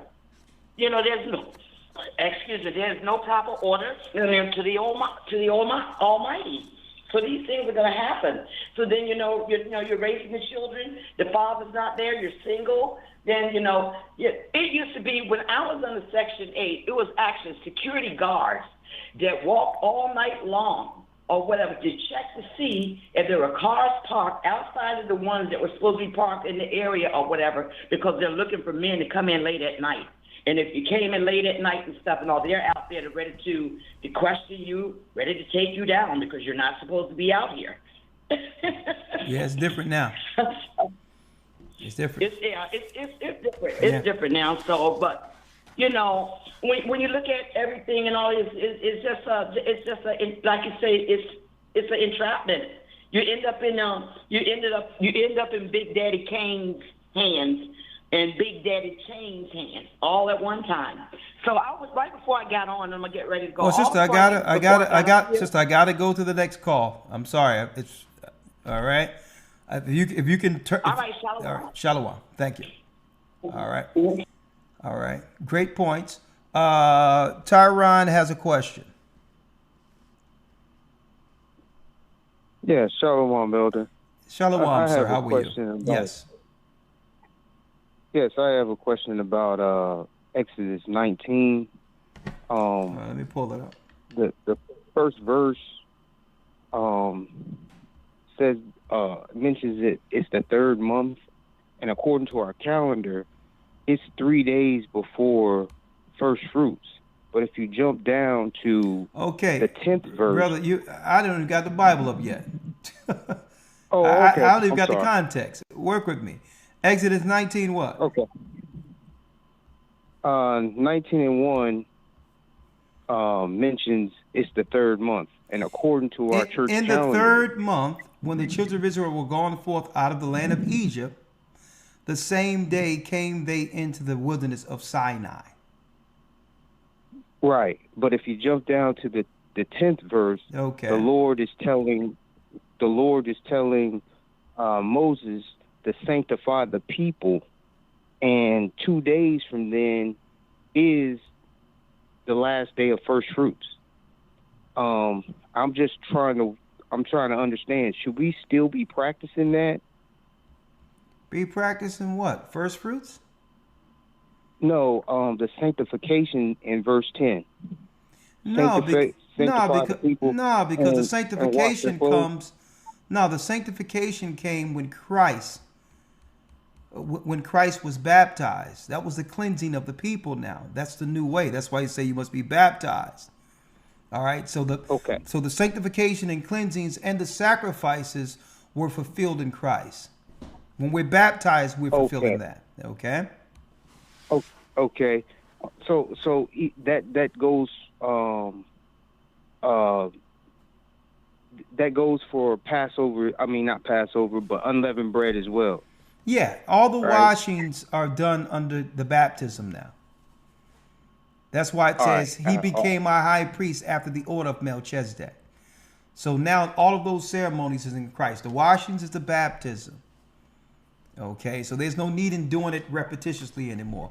We follow the holy days, but the things that Christ fulfilled when we were baptized, we went through the cleansings of the priest. All right, we don't have to worry about sacrificing animals the same exact under the letter, because Christ was crucified and his blood was shed for us for the holy days. You got it? I got it. My brother. All right. Shalom. Shalom. All right. Okay, we're breaking down soon, Belinda. I'll move through these quick. We need to do 2 minutes per, if we can. All right, we have Shalom, Elder. Shalom. Elder Lawyer. Shalom. Shalom. I have a question. Gratefully, I was accepted into the academy. I spoke with you last week concerning my situation, and I was accepted in the academy, but I didn't find out till late Sunday. So I missed the live class on Sunday. Will I be able to go back and see the live class? Yes, check your email. Okay. So that was my question. And okay, my statement was, I spoke to you last week, and I spoke concerning 2017 when I got hired for a label to be a ghostwriter. Yeah, you was telling me that. And you told me to save that. You told me save that for next week. So I never got to start the job, only because I was praising AHAYAH on my social media, and I believe that that's the reason that he prevented me from taking that job. Okay. You know, because previous to that, you know, I wrote lyrics in praise of the Most High. And I put that also on social media. So I don't know if it was the lyrics that I did write and did put out that also gave sister, the there's no way indication there's that, no way to figure out whether or not that's so, right? There's no way to know, right? The only thing I can tell you is if you want to do music for the Most High, do it. Right? I do music that has nothing to do with me connecting to the world. Take all your gifts and put it Okay, into that. I heard your music. I love your music. Well, thank you. Thank you. Well, sister, I got to go to the next call. And, hey, put your music in and do it. And let's hear what you have to bring forth, all right? Okay, well, real quick, I need help with my music because sister, when I did write it, sister, I can't take on no projects. What you can do is send an email. Oh no, I'm not asking you right now. Okay. I'm just stating that when I wrote it, I had a different understanding of the Most High, even a different name. Okay. So when I wrote it, I'm not understanding the name was YASHAYA. So now that I know better, sister, just I would switch like the to lyrics up. record and do better. Sister, switch the lyrics up. Once you get that thing working, and make sure you reach out to us with the music. And that's a blessing. All right. Autumn has a comment. Hey, we got some talented people up in here. Just switch the name up and bring it forth. Autumn has a comment. Talk to me. Shalom, elders. How are you all? I'm doing well, Autumn. Yourself? I'm blessed, thank you. I just had a comment. I'm from the California body, and I just wanted to say thank you for this lesson. Coming out of the ideology of being an independent woman and I don't need nobody and all this stuff, it's been a very edifying experience. I was in the Bible Academy and I watched the panel you did with the married couple, and I learned a lot. So all praises. I just wanted to express gratitude because I feel like I was a bit lost in the concept of what a marriage or a healthy relationship would be like prior. Mm-hmm. How a woman should present herself, even if it's not what's normal in the world. I'm okay with not being normal because normal had me absolutely lost. So I really do appreciate you and Elder Lawyer for everything you guys did today and in the academy. Oh, and all I praises. just wanted to express. I'm listening. Oh, I was just saying I wanted to express my gratitude. The reason why I was introduced to GOCC is because of my two older brothers. So it's been a journey, but I'm really grateful, and I'm looking forward to just applying what you guys have been teaching, and hopefully as I prepare like my mind and my body to become a wife, I'll really be able to have that position and hold it down. All praises, all praises. How old are you, young lady? All praises be to the Most High. How old are you? I'm 24. 24. I That's just turned good. 24. That's good. Mm-hmm. And your father, how's he? What'd he do? My father is good. Okay. Our relationship was a little rocky in the beginning, but that wasn't at any fault of him not wanting to be there. I just think that in his young age, he wasn't, there was just some things that he didn't understand as far as raising a daughter. Is that what he told you? So we've had a lot of conversations. Okay, because that's good. It's, kind of awkward, but I just had to learn to listen to him and, get his perspective. And thankfully, I never had a mother that took him to court or, talked down on his name. So there was a lot of things that I just had to figure out on my own. Well, so, that's good. That's good. Yeah. So my Okay. father and I, we have a great relationship. All right. Well, sister, hey, we're glad to have you as part of the body, and I'm sure you're gonna make some young man, you're gonna make some young man happy. You're gonna be a good wife. Just stay humble, and don't listen to the noise. Because at the end of the day, I don't care what people put online and all that. There's no such thing as a perfect happily ever after marriage. That's ridiculous. That's Disney. Yeah. So definitely, the Bible says, hey, even if you get married, there's going to be trouble in the flesh. Because why? There's going to be struggles because a struggle began with how all of this started with our father and mother, Adam and Eve, arguing. blaming one another, whatever the case is. But at the end of the day, if both of you on the same agenda, which is the kingdom of heaven, and each as individuals, man and woman, embrace your role, and your role is that commitment the Most High made in you, and then everything else, disagreements or whatever, you can overcome those. But don't let anyone ever, once you get a husband, don't let anyone get in between that. Be his rock. I won't. Help me. Don't let anyone just listen to what he say, and especially if he's a good man. All right, and if he's veering off, help steer him back right. Okay, and I'm sure he'll do the same for you, because ain't nothing out here. All right. All right. Thank you, sister. All right. Thank you. You're welcome. Humility. That's good. She has a humble spirit. Aaron has a question. Ron. How you doing, Elder? I'm blessed by the best. How are you? Yeah, I'm doing fine. I'm not gonna take too much of your time. I'm kind of surprised that I'm calling in, but when I heard the lesson, man, it cut me real deep, because I'm going through a lot.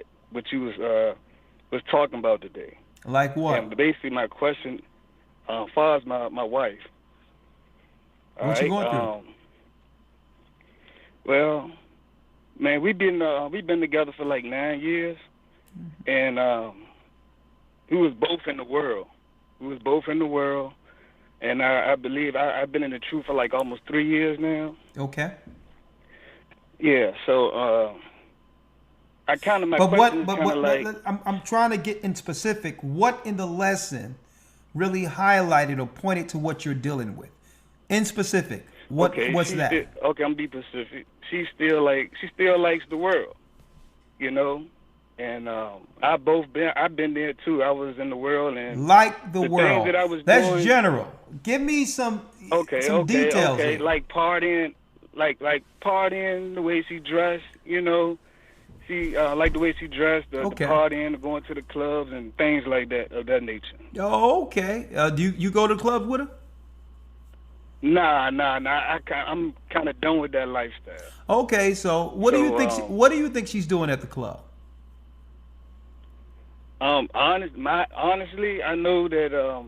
But like I said, we've been together for 9 years. Being with another dude or anything like that, I definitely don't believe. Listen. I'm not making no accusations.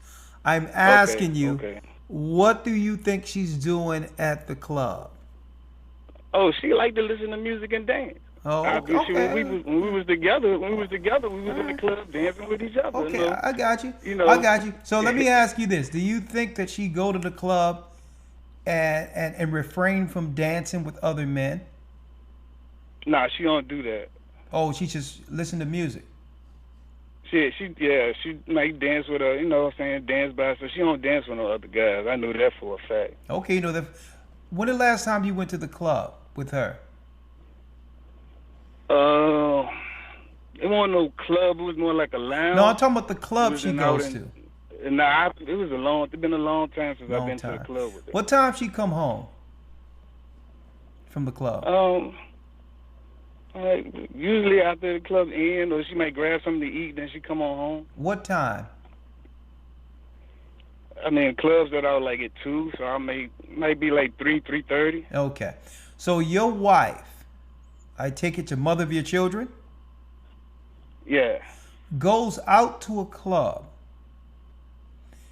comes home past 3 in the morning, and that's okay for you? No, it's not okay. That's why it's not okay. That's why I was giving you. So I was calling. To. Brother, let me tell you. Listen. I understand where you are. Okay. Yeah. The reality of what happens when a woman goes to the club, in order for a man to stay with a woman, he has to create what he believes is happening.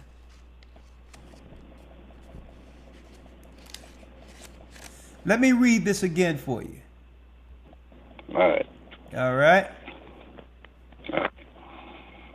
Have you ever mentioned that you don't like her going out to clubs? Yeah, we didn't get into it about it, you know. Okay. We didn't had little fights and stuff about it. Okay, so you've mentioned, Yeah, I don't want that, right? Yeah. Okay. All right. Elder Lawyer. Yes, sir. Where were we? Ciroc? 36 and 25. 36 and 25, right? Uh-huh. All right, I'm going to go there again, young man. How old are you? I'm 38. 38. How old is she? She's 41. 41 and still out there clubbing with children. Yeah. Okay, let me read this again. Start at 24. Let me read it. I'm going to read this. Where no hedge is, right? Yeah. There the possession is spoiled. Right? Do you think there's a hedge over your wife going to the club and then may go out to get something to eat only to come back home 3:30 in the morning? Is that a hedge? Nah, that's not no hedge. And he that have no wife will wander up and down mourning. That's your wife, right? Yeah? Yes, sir. If you were to tell her, listen, you go out again, that would be you are divorcing me. Okay? What do you think her answer would be on that? What do you think she'll say to Man, you? I don't know. That's gonna lead to a big fight, man. That's all this gonna lead to. No, not a fight. And then not a fight.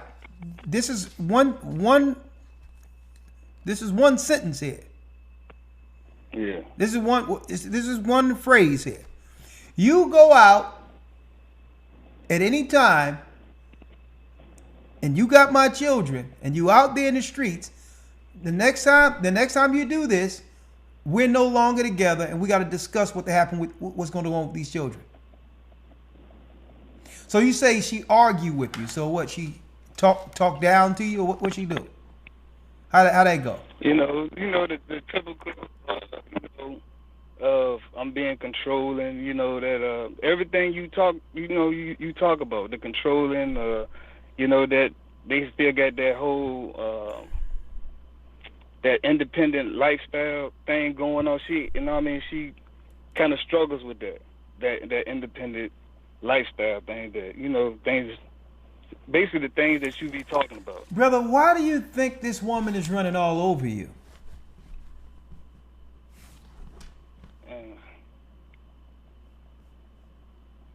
To be honest, a lot got to do. Like I said, we've been together for 9 years. No. And that's why I was calling. No, she ain't. Listen, no, she ain't running over you because you've been together for 9 years. Okay, the house. You live in a house? Yeah, we got a house together. Okay, whose name is on the house? My name, both our names on. Both of your name. Okay. Yeah. How long do you think she's gonna be out there clubbing? How long do you think she'll be doing this before she's tired of doing it? Not that long. Me and her have talks where she comes to me and talks to me. She doesn't. She really doesn't like starting out to get. Like, I'm trying to say, should I have patience? Basically, my question is, should I have patience with her? Has she, like the same? All right, patience brother. she had All with me? right. Because when I was out there in the world, I tried. I was doing. Brother, I tried. Okay. I tried to work with you. Okay. Okay. Let me tell you what you know already, man, brother. She's running over you because you letting her. She don't respect you. She doesn't respect you.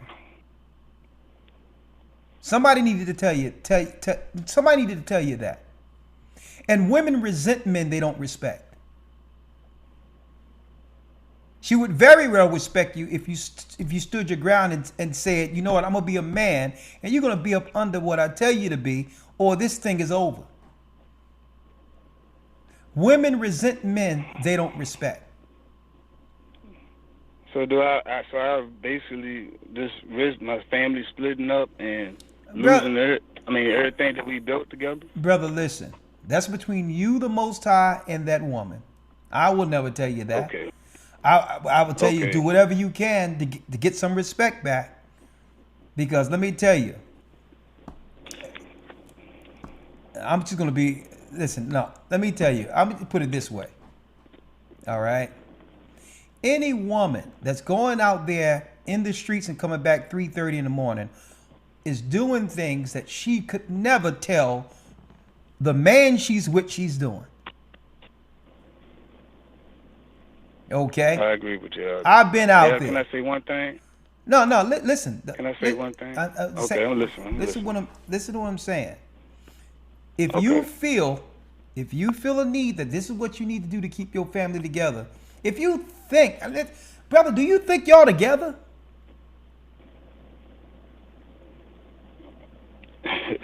I mean, right now we're going through something right now. No, what I'm saying is, do you think a woman that goes out and come back 4 in the morning, do you believe that that's what together is?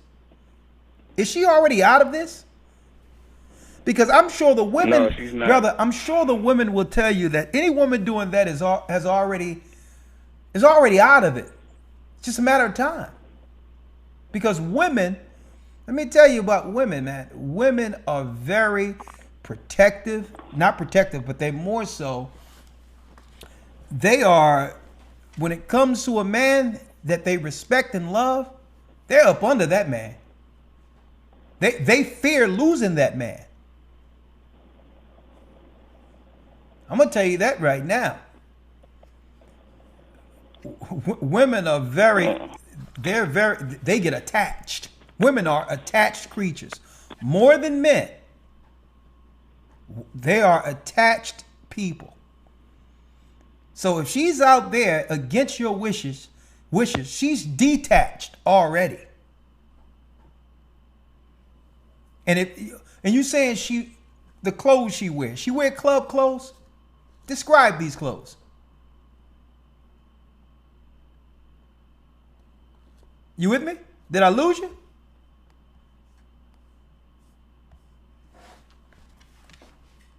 Hold on. Did I lose him? You there, Aaron? Hello? You there?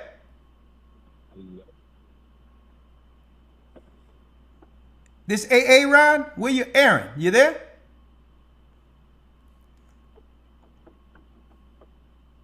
I'm just gonna tell you straight out, right? The brother, I don't know if he dropped or what's going on there.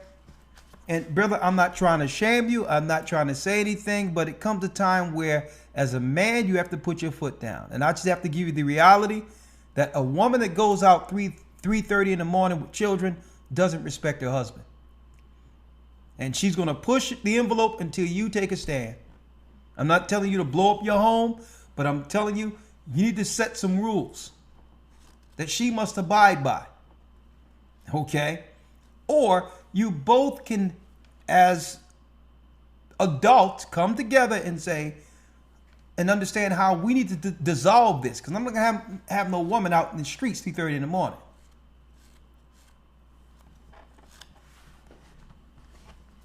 You know, and I, brother, I'm just telling you, I have to tell you,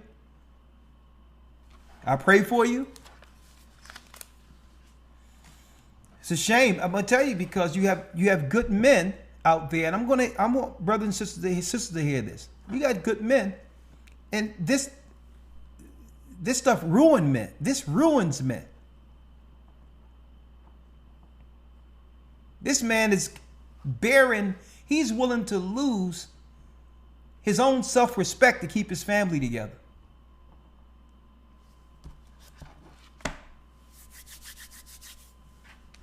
I pray for you, my brother. I pray for you.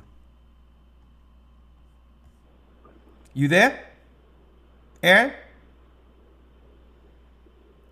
Are you there, brother? Hello? Hello? Is this a different Aaron or the same Aaron? This is a different Aaron. Yes, it's my brother. Go on. Yeah. Shalom. Oddly enough, I'm in the same situation. And same situation as of what? the other Aaron. So another Aaron. And not only that, you understand you don't have a regular name. Aaron is a high priestly name, right? That in of itself, right. That name is majestic, right? So you're saying, unfortunately, you in the place with this that Aaron is in. Where, okay, go on. I'm hearing you, my brother. So, my question is, I'm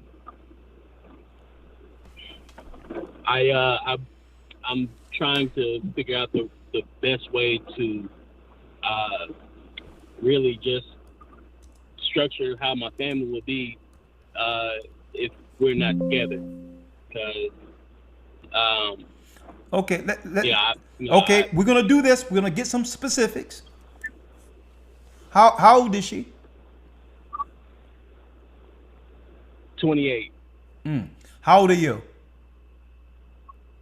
28. 28. Out of college, in college, you graduated? Did she graduate college? She's still in school. I'm not in school. She's in school. I pay the bills. She's currently in college. Yeah. Both of you live together. Children? Yes, sir. 2. Okay. And she's going to study to be what? Business administration. Business administration. So I take it she's going the strong independent route, correct? And she has no desire to go into this new direction you found it with the Bible. Is that correct? Correct. Okay. All right. Bible.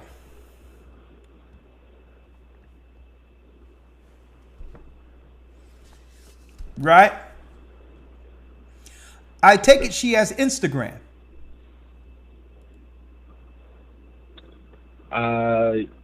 Facebook, not Instagram, but Facebook. Okay. And she go out clubbing and all these others. Yes, from time to time. Yes, sir. Time to time. How do you feel about that? Do you go clubbing?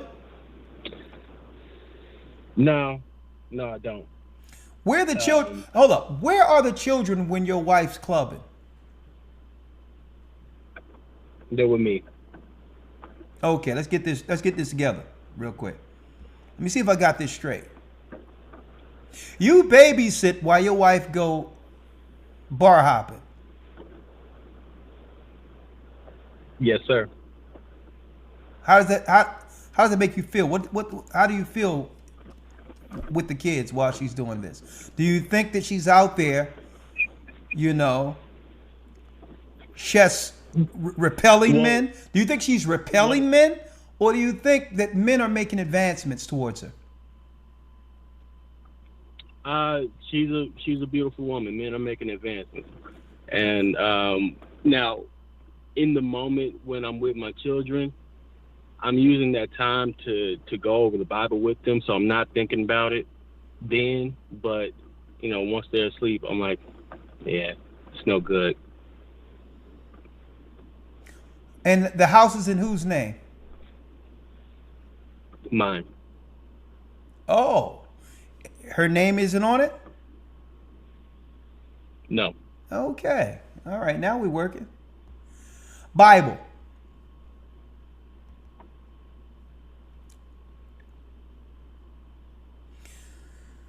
I'm going to read this real quick.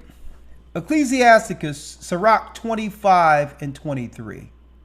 A wicked woman abateth the courage. You know what that means, abateth the courage? No, sir. Okay, let me break it down to you. I would say she's stripping you of your manhood. A bait of the courage is taking strength from you. Now, making an heavy countenance and wounded heart, a woman that will not comfort her husband in distress, because I'm here in distress, maketh weak hands and feeble knees. So it's nothing like you can't even work right for the family thinking about what she's doing out all night. So now you can't even produce like you could otherwise. Next, of the woman came the beginning of sin, and through her we all die. This is what happens under this world of Masonic control, under the Babylon ideology. It's what I showed you right here. When Satan, here it is, Satan with a sickle here, there he is, prepping up a woman to go bar hopping. Go on out there and get them for me, chat. This is it right here. It's in this book. Encyclopedia for Freemasons, because there's other victims out there. You watching the children, but there's other victims that's going to run into these women in the club. Right? Now let me read this.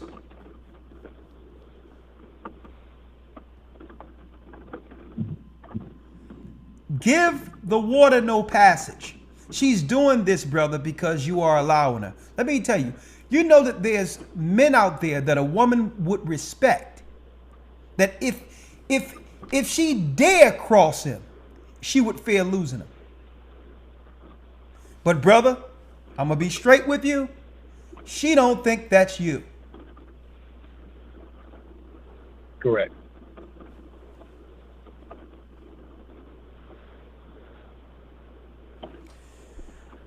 Give the water no passage.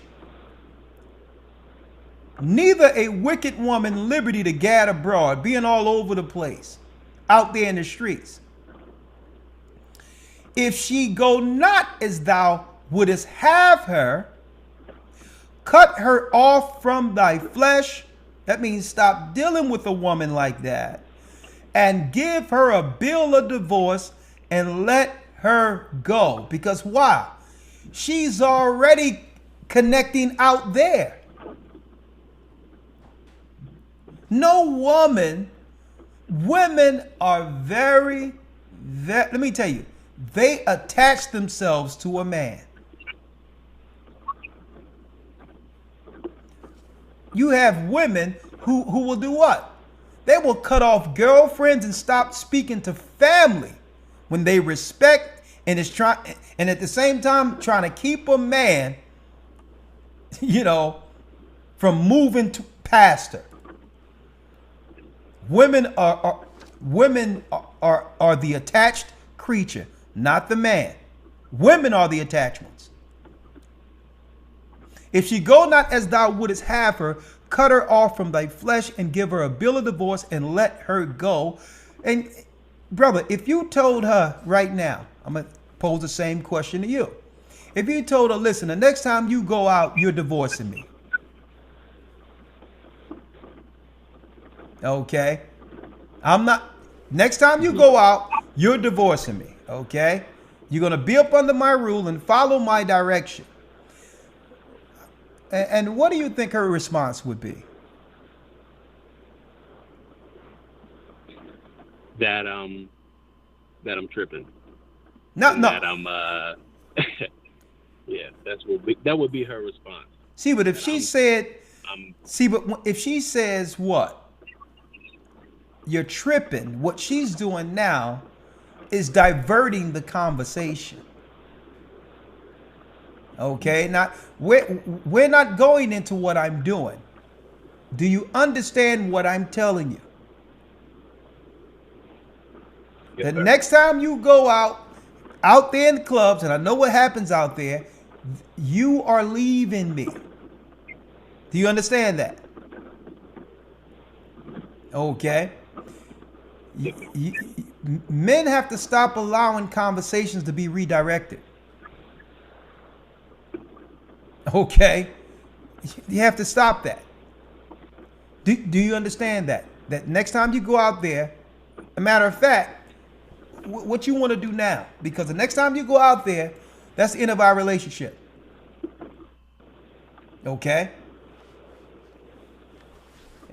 And honestly, be honest with me, brother. What do you think she'll do? Do you think she'll say, well, we might as well get a divorce? I don't think so. Okay. That's good. It'll be something long and dragged out. But I mean, at this point, I'm from listening and like just reading. It's what I have to do at this point. So I have to take my loss if I gotta take my loss. So it doesn't matter. What tonight. she says. Okay, let's do this. Tonight is the Sabbath, right? The Sabbath of the Most High. So many things are going on in the earth right now. Where is she? You're listening to a program, and I'm sorry about that. Friday's coming up, right? It's Wednesday. Friday's coming up. Usually listening to the broadcast, Patreon or whatever the case is, right? Where will she be Friday night?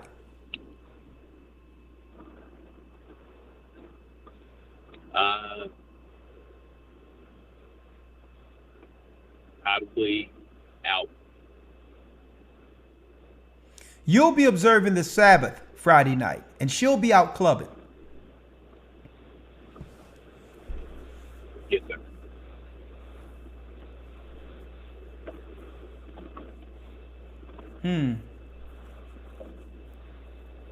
Interesting.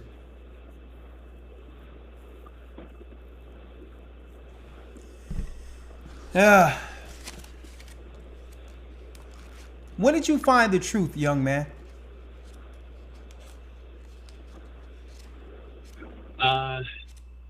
February this year. February. It is early. It's early.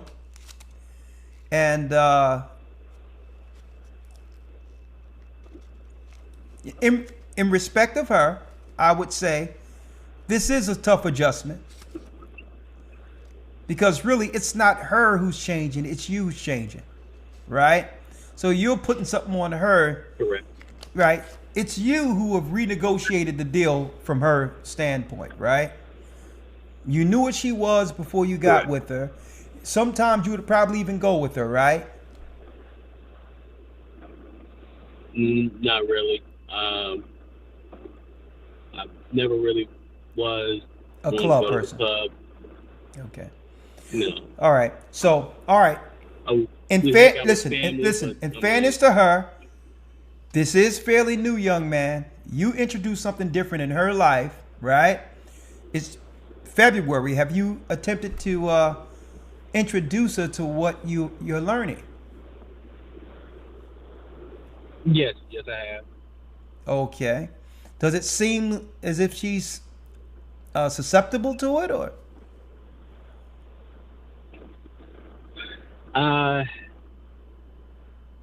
Not really. Not really. Okay. Next question. Now this is going to be a tough one.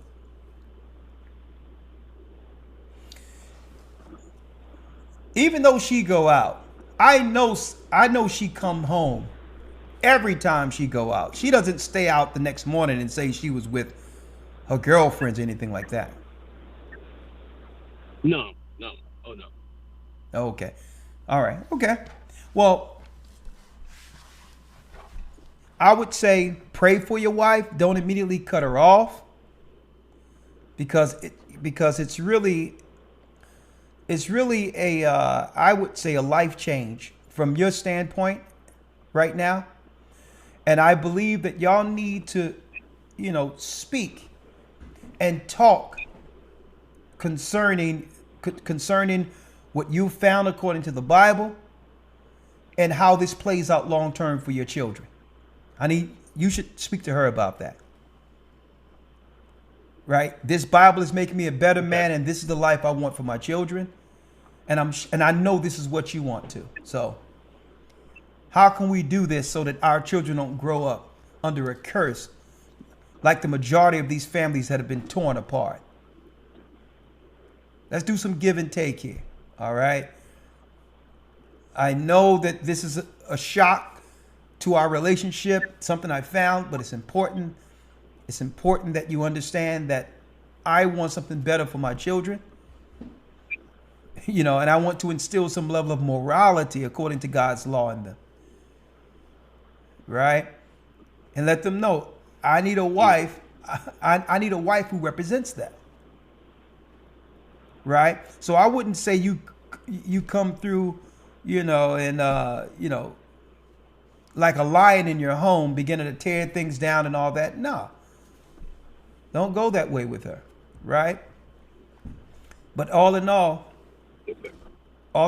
you both have to come up with a plan together for your children, and you got to come up.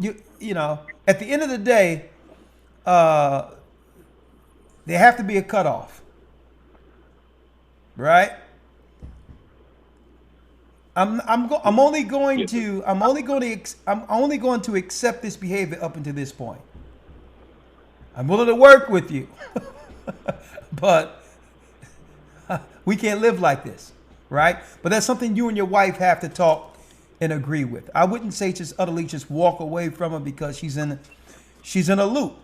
College, that's why I ask you who go to school here. She's in a loop, and you know what the college life is, right? But hey, speak to her, and have you tried this, sir? Have you tried this? When she come home and just say, babe, listen, let's pray together. Have you tried that one? Yeah, yeah, a few times. Yes, sir. Okay, she prays with you? Yes, for the most part, yeah. She'll pray with me. Okay. I'll lead prayer, cover her head and things. Okay. Here's another question. What do her parents think about your newfound religion? What does her parents think? Well, she does not have her father in her life. Okay. Her mother, I honestly don't know what she says to her. Okay. It's never been anything expressed to me as if it was something wrong. I will say they've been respectful, like as far as the other family goes, aunts and uncles, things like that. They've been respectful of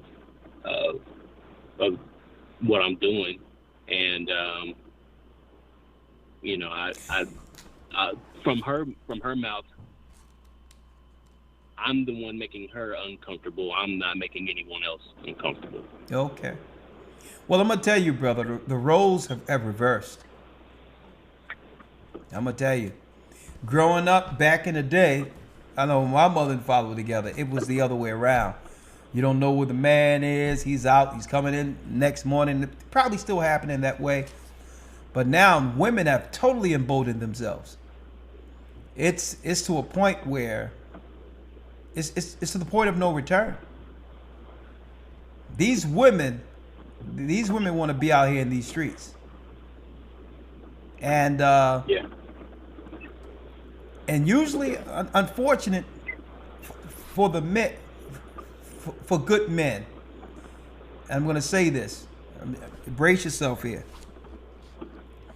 Usually when women go out to these places, there's men waiting for them. Do you know that? Yes, sir. I know that. Okay. When I say there's men waiting for them, there's men that they know are there waiting for them. Yes, sir. Do you know that? Yes, sir. Absolutely. So you know there's men waiting for your wife to show up at the club. Yes, sir. Okay. And, I don't want to pull. Hey, listen, there's other layers that I would probably go into at this point, but brother, I don't want to lose another call. All I have to say is, there's nothing out there in those streets, brother, and you know it. I'll pray for your family. Don't give up on her. But all in all, it has to stop. It has to stop. Yes, sir. And she knows better. She know it must stop. But brother, like I told the other brother,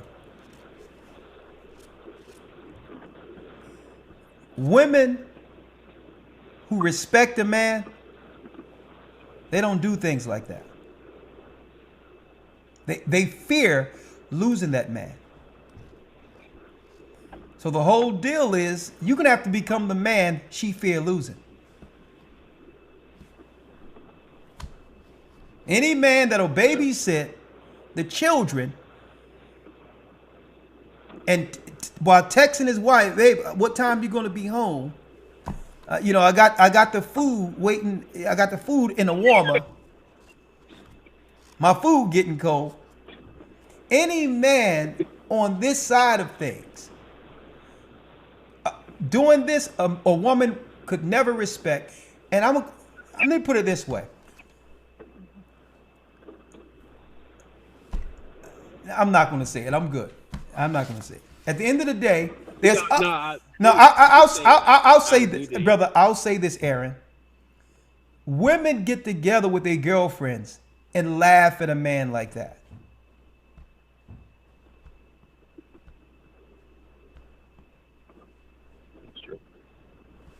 I'm gonna tell you.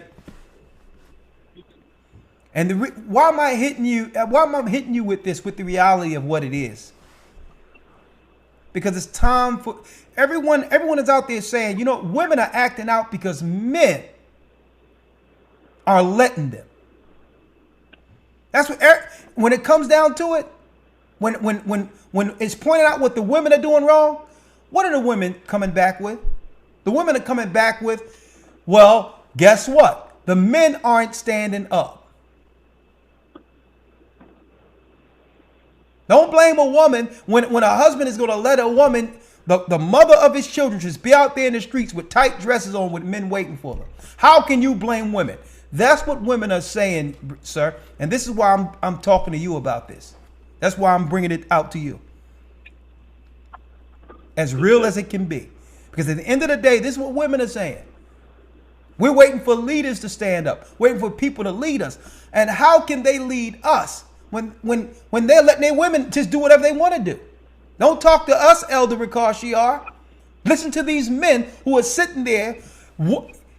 That's right, watching the children, keeping the food warm while she's out in the streets. So what can you say to women, Elder Ricard, when your men are allowing us to do this?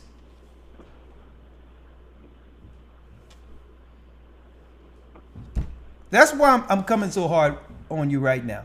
Not that you have to immediately, try to come at your wife or whatever the case is. The Bible says, restore such a one in a spirit of meekness, considering thyself, lest thou also be tempted. So you're not supposed to become a lion in your home, but something have to change in you that she'll respect you. Yes, sir. And I appreciate it being as hard as it can be. I appreciate it. I mean, hey, brother, look at the numbers. You're a good man. You believe in the Most High. You love your children. And we're living in the world today where what? Where good men in general, even if you add in the bad men, women outnumber a man 7 or 8 to 1 in America, almost. And I'm talking about single. I don't understand how men don't know the number. There's a greater chance, brother, that you can find a good woman than her finding a good man that would put up with what you're putting up with. And it's like, our men don't even understand the numbers. Be like, hey, oh, that's where you want to be. Guess what? I'm finding the Lord here. In my house, with my children, in my Bible. Now, either you find a Lord with me, or you find a man and the Lord where you're going.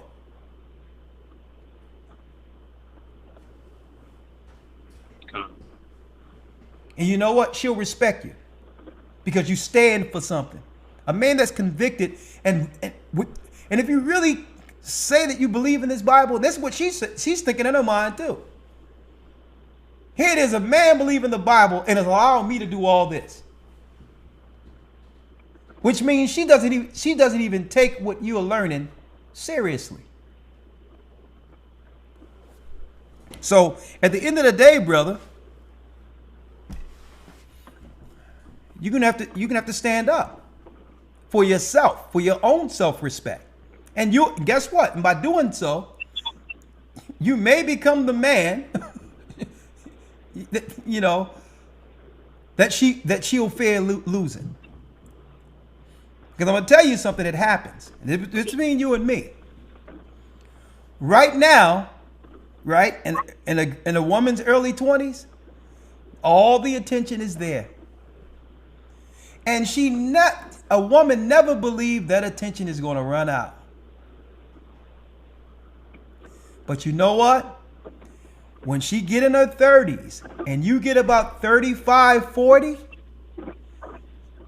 it flips. I'm going to tell you this right now. The attention dwindles for a woman as she get older. It increases for a man. Look at the prophets.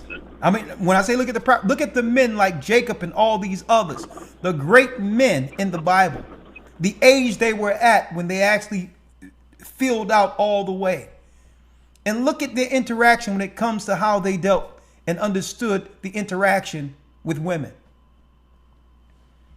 Right now, she think the attention never is going to run out. But guess what? 35, 40, 45, 50, young man, let me tell you, it's going to be a total role reversal.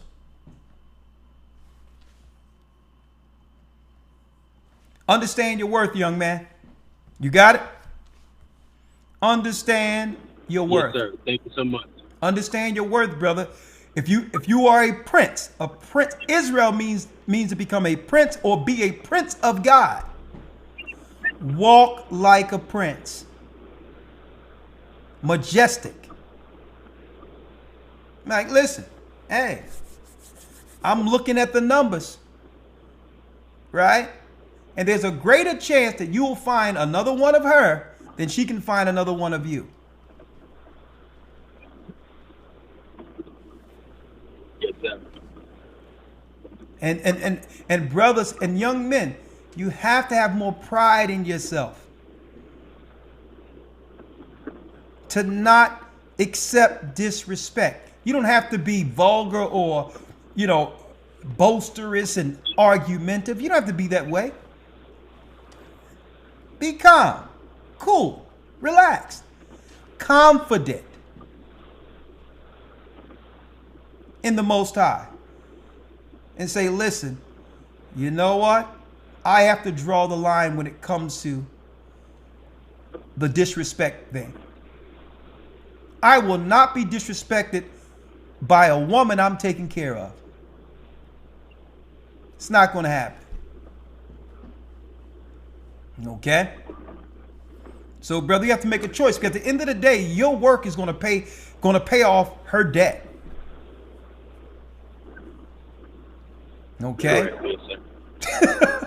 I'm going to tell you what's going to happen. Your work is going to pay. She's in college incurring debt that she's going to expect some man to pay off.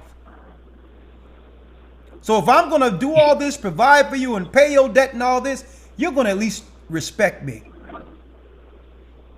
All right? So, brother, either she do right or you're going to get up from under a bill. She's going to all this school. That's going to cost money. And she want to put that debt on you? No. It's not working that way. Stand up, young man. Understand your worth. Yes, sir. Thank you, sir. My brother. Elder Lawyer, I'll talk to you tomorrow. That concludes our broadcast. May the Most High be with you. Stay prayed up, sin not. And that's right, brothers and sisters.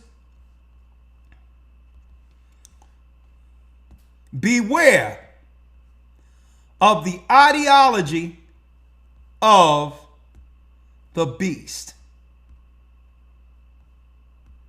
Shalom.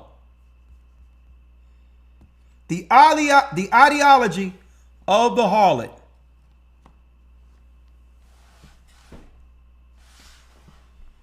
Good night. HistoryTimes.org. I'll see you Friday, brothers and sisters, for the Patreon. And man, I may have to open up a broadcast strictly for brothers with the Bible open. Maybe that's what the Most High showed tonight. Brothers call in, Bible open. Oh man, I think that is a good idea. Well, Shalom. Keep in mind the Most High is calling back Israel. Know your worth, fellas. You are the prince of the Most High, YASHAYA. If the women want to be for what? Many waters? That means they jumping all over the place, traveling and want to go out partying. You have to leave them where they are. Shalom.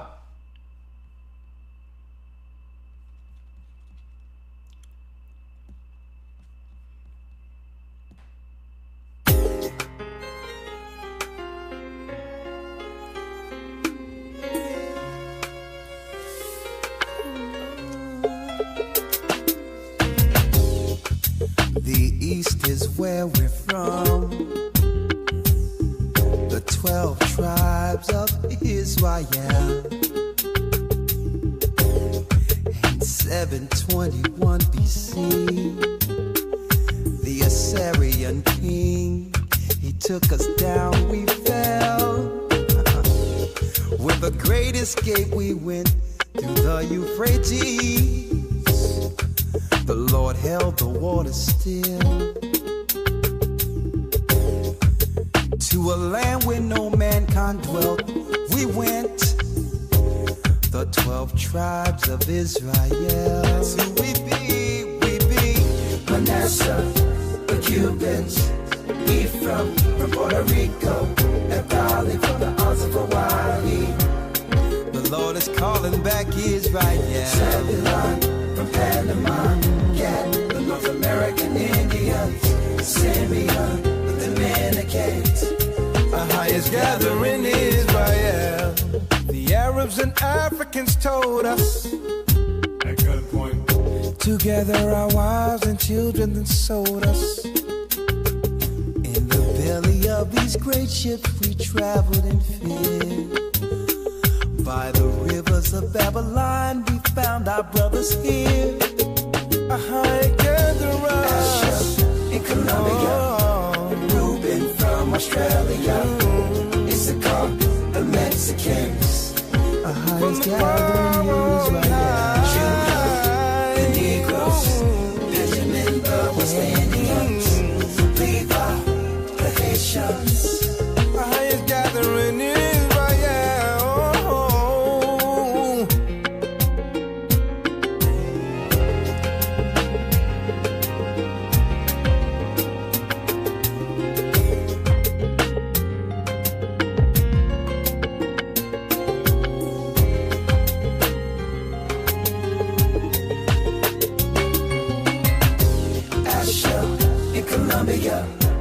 Reuben from Australia, Issachar, the Mexicans.